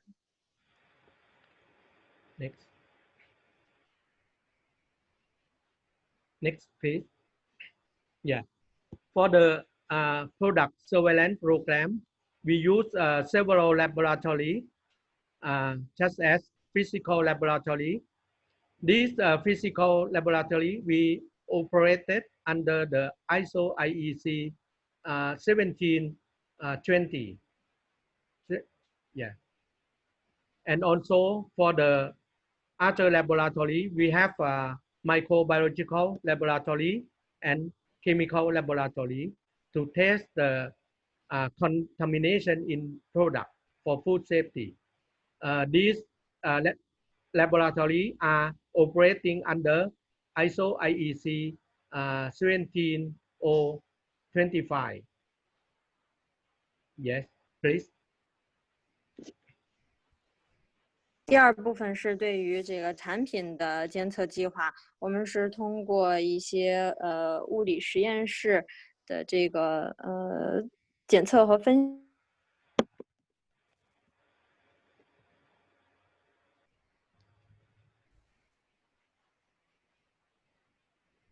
Yes. Okay. Next. Okay, can you hear me? 这些实验室呢，可以检测对虾中的污染物，来确保食品安全。Okay. Okay. Next. Next is the import and export control. In Thailand, we use a fishery single window system to provide the central link as the electronic based system to issue the permission, control, audit the import and export of the fishery product. Please. 在泰国呢，我们还有这个进出口控制计划，在这方面我们是通过一个单一的窗口系统去进行管理的。这个单一的窗口是直属渔业司的一个电子系统，目前可以向进出口渔产品颁发许可证，并且进行控制和检查。Yeah. My last slide, I would like to telling you about the overall control system and traceability. So you can see that I show you the whole supply chain that we certify and surveillance, and we produce a lot of documents, and these documents are keep in the several ways. But actually, we have FMD is a fly movement document, and MD is a movement document for farm license product. This document move from hatchery to farm and to processor. So by use these two documents, we can trace back to the origin, and in each part, we can jump to find the detail of the document related to each part. Yeah. So by use this system, the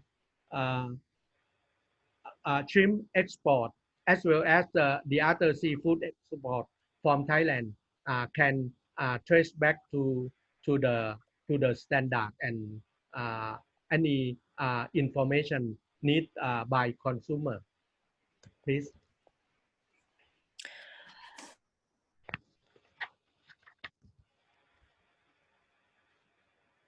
Please translate. 康飞可以吗？当然我们还有这个饲料的追踪追溯体系。康飞，并且有相应的这个文件去颁发相应的文件来实现可追溯性。这里面有一个文件叫 FMD， 是这个虾苗转运文件，它是颁发给那些已注册养殖场的。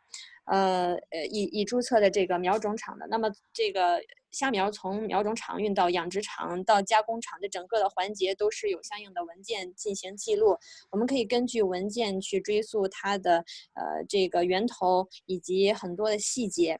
所以泰国在出口对虾以及其他水产品的时候都能够实现整个链条的追溯，可以去检查是否满足某些标准以及消费者需要的其他信息。Next. Yeah, I would like to end up my presentation with my summary on this slide. First is in Thailand, now we are producing shrimp to meet the balance between demand from domestic consumption, international market. Yeah, and we try to balance the demand and supply. And our key success in shrimp farming basically based on our experience and good practice in farm. And now Department of Fisheries play the important role by establishing legal framework to promote the development of shrimp farming for aquaculture product and export. Thank you very much for your attention. 我在这张幻灯片来总结一下。首先，泰国进行对虾养殖，并且去尽力的平衡国内以及国际市场的这个供需。我们这个对虾养殖方面的优势呢，也是基于泰国的这些养殖场以及企业的日常实践的。那么泰国农业部渔业司在对虾养殖中扮演了非常重要的角色，通过完备的法律框架和管理措施来促进这个行业的发展，并且推动出口。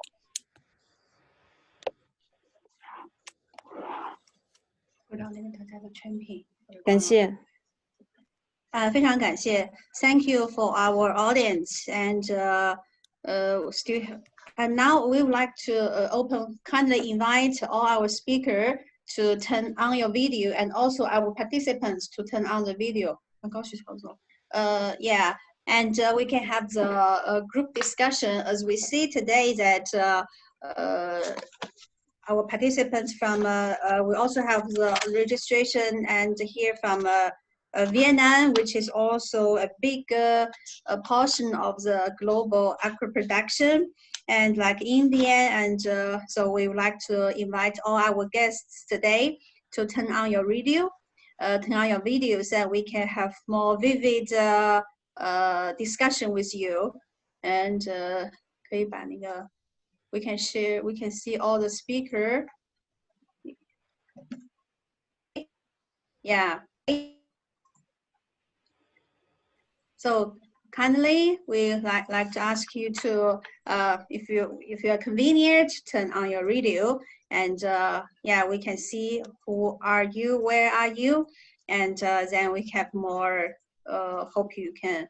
Our speaker can answer a question, and also you are free to introduce your country's situation and share the information. Especially, I think during the pandemic time, the food industry is facing a very big challenging. Not only from the supply and demanding, and now I think also recently due to the outbreak of the pandemic in different food processing company, which is also give the consumer a lot of pressure and a question of confidence on the food supply. I think it's good that from all of you, you are from the production side to deliver some confidence to the market, to the consumer, and about the food supply chain. Especially, we think that aquaculture is growing, demanding for the high quality protein, and so it's also a surprise today that our aquaculture at the beginning we thought is a small session with aquaculture discussion, but we really received many interest and registration from our global world of you. So kindly you are invited to turn on your video. 把这个关了呀. Turn on the video and we can see who you are. And yeah, very good. Thank you very much for your attention. And you are free to reintroduce some conditions in your country. Why it's not? Yeah, and we have yeah, at least, for example, we have a question from which countries? This is, I think, from Africa. He was asking, can you advise some function feed additive or function feed resources to aquafeed? And I think maybe we should ask our Denmark, Ala Aqua, to answer the question. Is the Mr. Slavs here? Hello. Hello. Yeah. Dr. Birgit, do you have any question to our Thai speaker or to our Chinese speaker?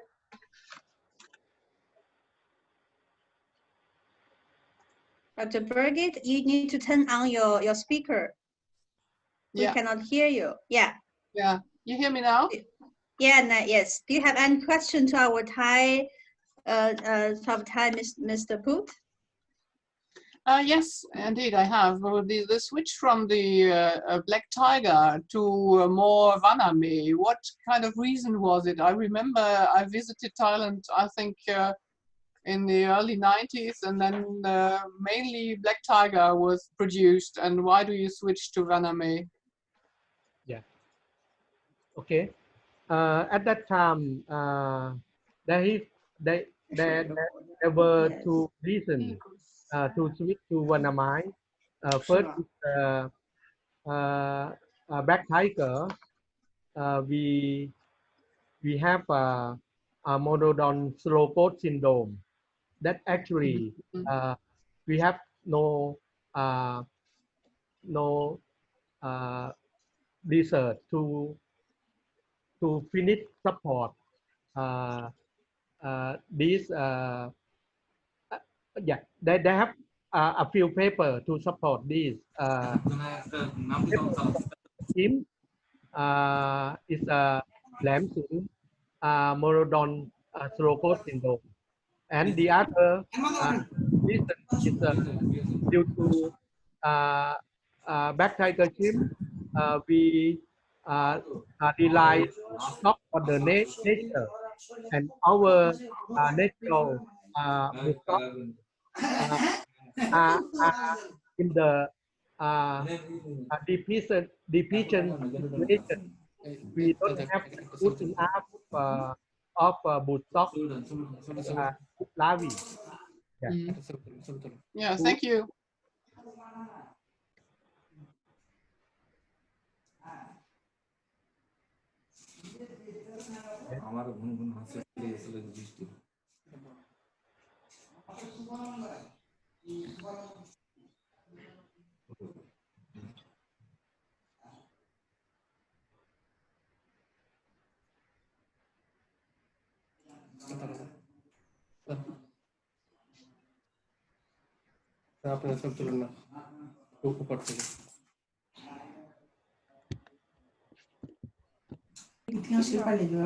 Hello, Mr. Shapan from India. Are you there? Yes, I'm from Yeah. Bangladesh. Oh, Bangladesh, yes. Yeah, how can do you you introduce? get Thank you for coming. Can you introduce yourself and your business there? Yes, I'm Shapan Kumar Bashak. I am a student of Masters of Science in Aquaculture Department, University of Rajshahi. Now I am working as a fisheries officer under a organization named Center for Action Research Barin, CARB. I am watching this program starting. Here I have some questions. Yes, please. What can Bangladesh do for modernization in aquaculture sector? Actually, you know that Bangladesh is a country of third inland fisheries producer and the country of largest mangrove ecosystem and country of St. Martin Island, country of longest sea beach. Actually, you know that Bangladesh has a vast water bodies which are under aquaculture. The freshwater aquaculture are prominent in Bangladesh. What can Bangladesh do for modernization in aquaculture? Is there any suggestion for us? I think I'd like to invite Tongwei, Mr. Mi Haifeng to answer the question. 那个米博士，这个有一位来自孟加拉的这个老师，他有一个问题，他是一个水产的这个研究者，他想了解一下，就是在孟加拉他们这样的一个环境下，怎么能让它的水产更现代化 ？I think， 对你有没有什么建议？因为我们在孟加拉的达卡附近有个分公司，我也在孟加拉也去过很多次，也了解孟加拉的具体情况。孟加拉这个国家的话，它的国土面积不大，但它的水源还是很多的。但是它的话，只有3个地区养殖水平比较高，其他区域的话养殖水平相对落后。所以说，通过第一个是使用膨化料，能够第一个就优先使用膨化料，能够降低对环境的影响，能够提高产量。同时的话，有些区域的话也通过网箱养殖或者说这个小池塘的浸养的话，能够提高它的产量。另一方面的话，就是这个在养殖过程中的话，就是也适当的做一些鱼的动保方面的一个保护，因为孟加拉那个水源水质有时候很不稳定，它看这些鱼差别很大。它那方面的话，可能如果说做相应的这个鱼的康敏方面的这个提高的话，能够比较大的改善它的这个情况。还有的话，各个公司来说的话，水平不一样，尽可能选择饲料产品呢，选择大公司的产品，原料稳定，然后工艺方面比较合格，同时的话，产品的档次比较好的话，对它养殖的效益来说有一定的保证。因为很多小厂的话，它原料非常的原料来源非常多元化，产品质量不好的话，很可能的话，这个养殖效益很差，疾病也很多。Okay, yeah, Mr. Bahak, our speaker from China, Tongwei, he has experience in your country. He give you an answer. 那康飞给翻译一下哈，辛苦了。可以听到吗？可以。Okay. So for the modernization of aquaculture in Bangladesh, the Chinese speaker has visited Bangladesh many times, and Tongwei Group also has a subsidiary in the vicinity of Dhaka. And despite the small territory of Bangladesh, it has a lot of water sources, but only 3 places have comparatively good farming practice, and as for other areas, they are still backward in this regard. So the suggestion is first to use puffed or expanded feed in aquaculture. Second, consider using net cages and choose intensive farming models. And thirdly, maintain a stable quality of water in the aquatic farms. And fourth, for the choice of feed, please choose products from large manufacturers because they have more stable sources of raw materials and higher qualities. The smaller manufacturers are not that trustworthy. Yeah, I hope, Mr. Bashak, I hope your question is answered.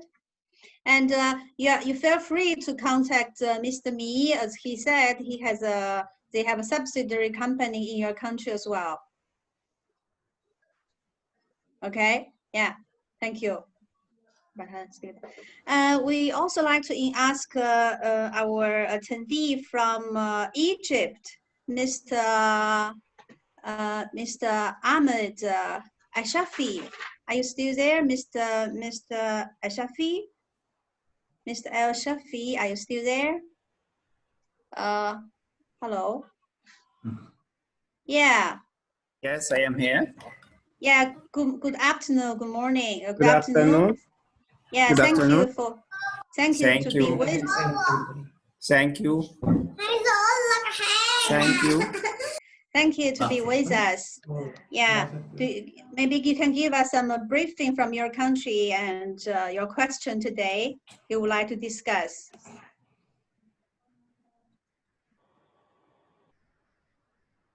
I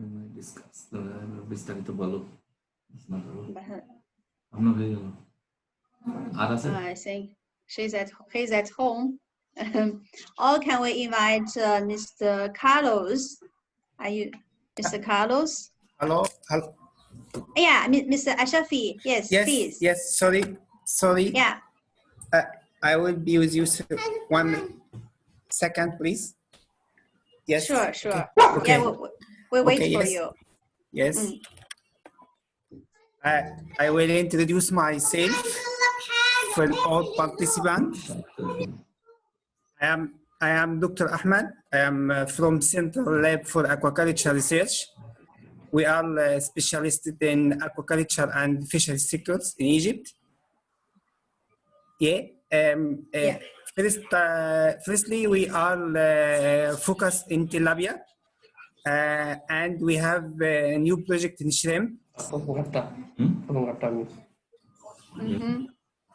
Yeah, and the shrimp sector in Egypt will development because we have the government established a new project for shrimp culture in private sector and the government sector.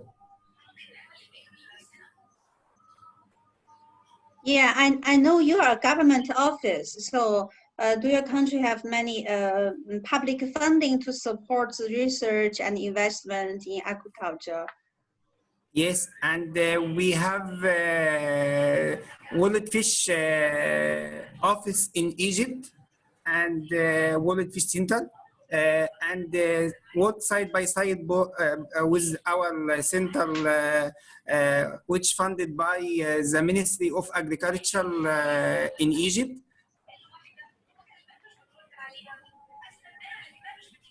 Okay. Okay. Yeah, do you have any question for today's webinar? Yes, I think we must focus more about biosecurity in shrimp culture. And we have to have a hand out or hand out for the regulations and steps to make the plan for focus on biosecurity because this is will serve the fisheries and aquaculture sector. Beside that will contribute to reach the shrimp to consumer with high quality and high performance.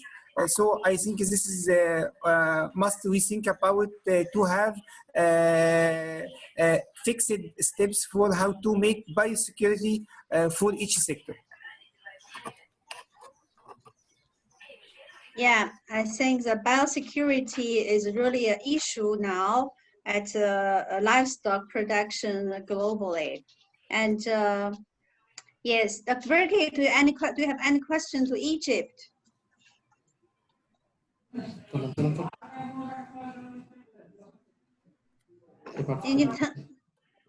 Yeah, Dr. Berge, you need to turn on your speaker. We cannot hear you. Turn on your speaker, Dr. Berge. Yes. Yeah, should work now. So yes. I'm really surprised about this increase of production with the tilapia production. And my question is, for tilapia production, do you work with sex material, with YY super males, or do you just produce the tilapia? You work with Neo tilapia, what didn't you? Yes, we have nowadays the program for genetics in Tilapia. We start this program with project with TCP University in United States. We already have to produce YY. Before we will start from 1 year, and we still have 2 years in this project. I think we will publish the new paper in the end of this year, in December, and we will introduce our results, what we will reach out. Yeah, we look forward to getting new results. You have really a drastic increase in your tilapia production. What is the production amount in the annual production now? Okay, we produce 1.4 million ton per year. Yeah, that is really high. So congratulations for this development. Yes. Thank you. You're welcome. Thank you. Yeah, may I ask our Spanish attendee, Mr. Carlos Ruringas, are you there? From Spain, Mr. Carlos Ruringas, are you there? I think maybe some of you are not convenient to turn on the radio, but we really encourage our participants to turn on your radio. And I think that we have more, our speaker have more more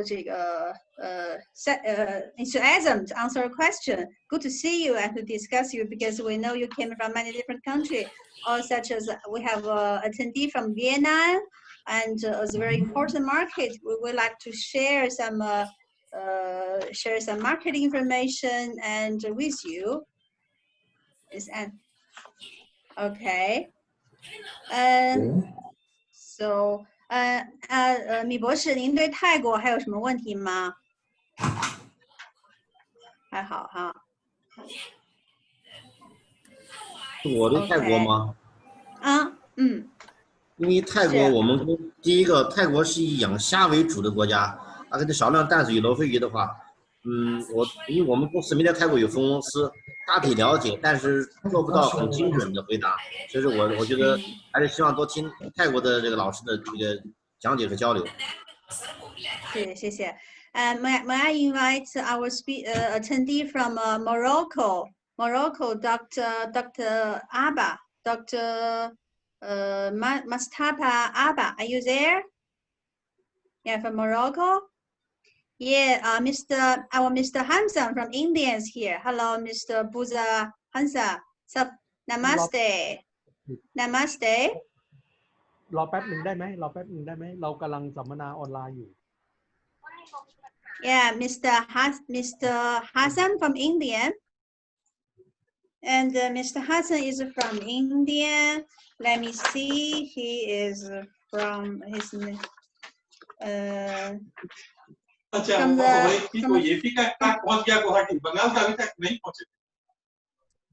yeah, from a feeding company.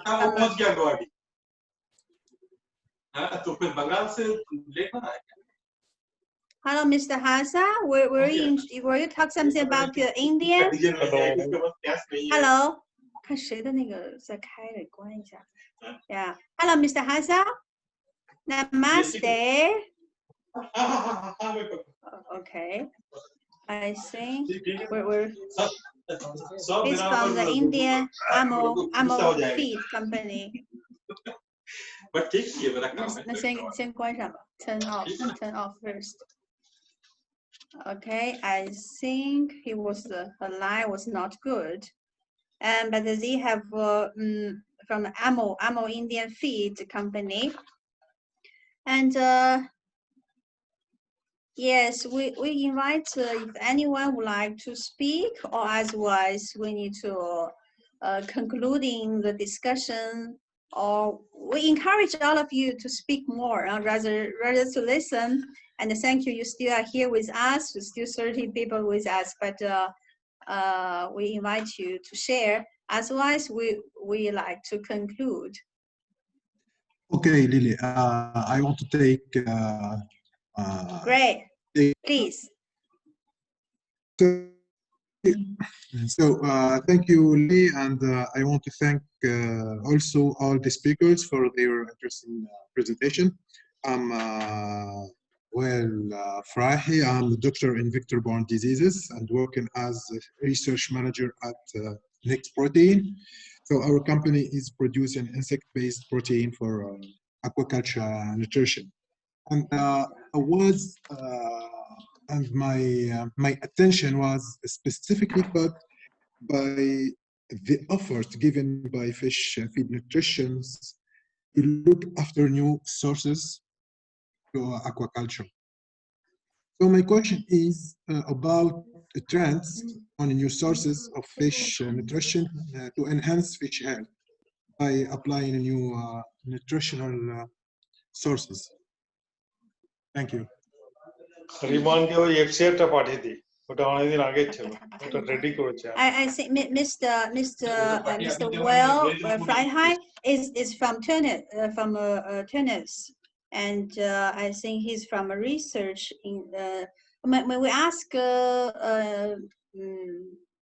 Mr. Mi, Dr. Mi to answer this question. 那个康飞需要翻译一下。好的。这个问题就是它的公司是生产这个昆虫蛋白用于水产养殖中的这个营养的。那么问题就是能否谈一下水产养殖中为这个鱼类提供营养，有没有使用一些新的这个原料来源？在这方面有什么样的趋势？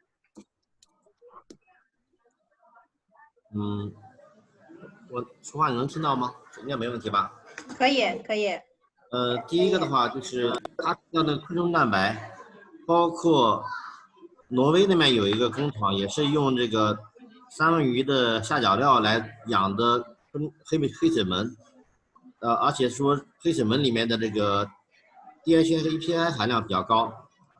中国呢也有的话也有这个用餐厨垃圾或者用这个水果的这个加工副产物来养的这黑水门，也用到了一部分的这个现在养殖这个饲料里面去。就整体来看的话，这是一个非常有潜力，而且的话是一个未来一个比较好、比较重要的一个蛋白源替代。但是呢，这种蛋白呢，它特别受到这个黑水门的养殖的投喂的这个饵料，比如它用的三文鱼的，可能它品质非常好，它的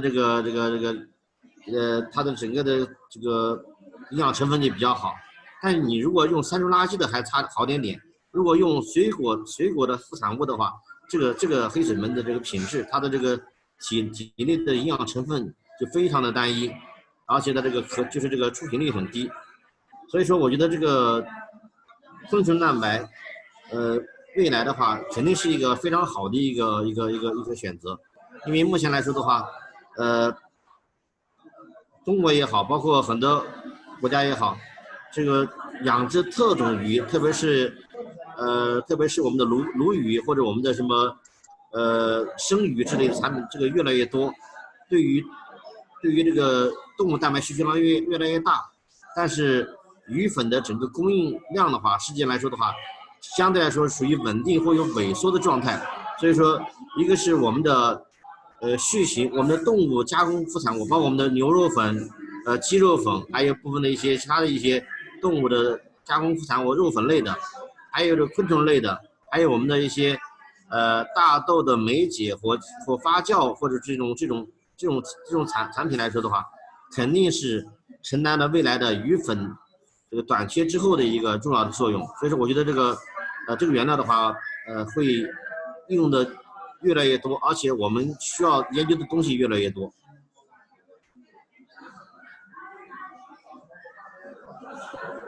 好飞，可以听到吗？可以。Insect-based protein could be a very good option.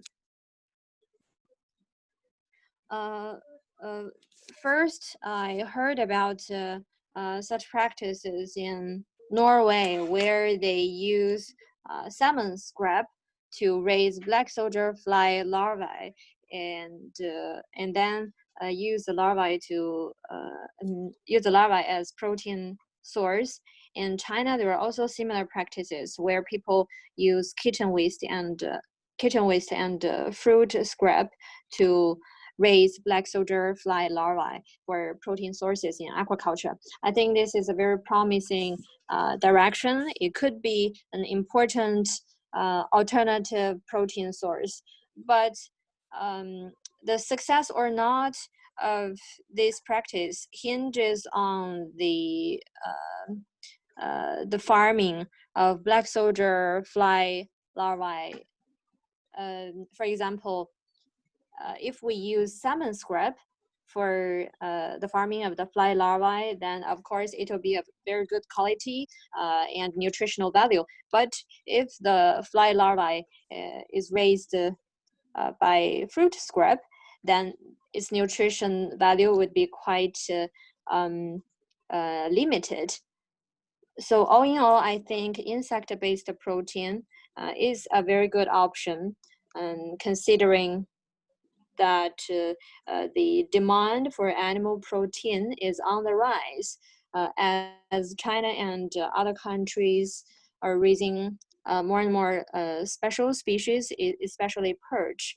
And at the same time, the supply of fish meal is stable or even stagnating.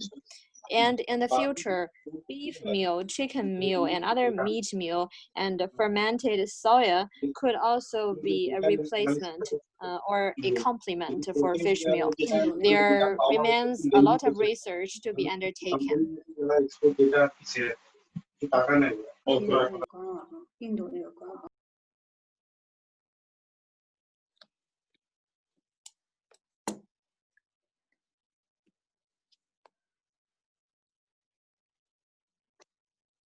At the special period, and DLG continuously to play our competent to bring the DLG global networking, not only in Hanover in exhibition, but we share with you online. And we also thank you our all speaker, Mr. Somsam Jida, and from Thailand, and also our speaker from Denmark, and also from Chengdu, from China, from the Tongwei Aquaculture. Thank you, Dr. Birgit.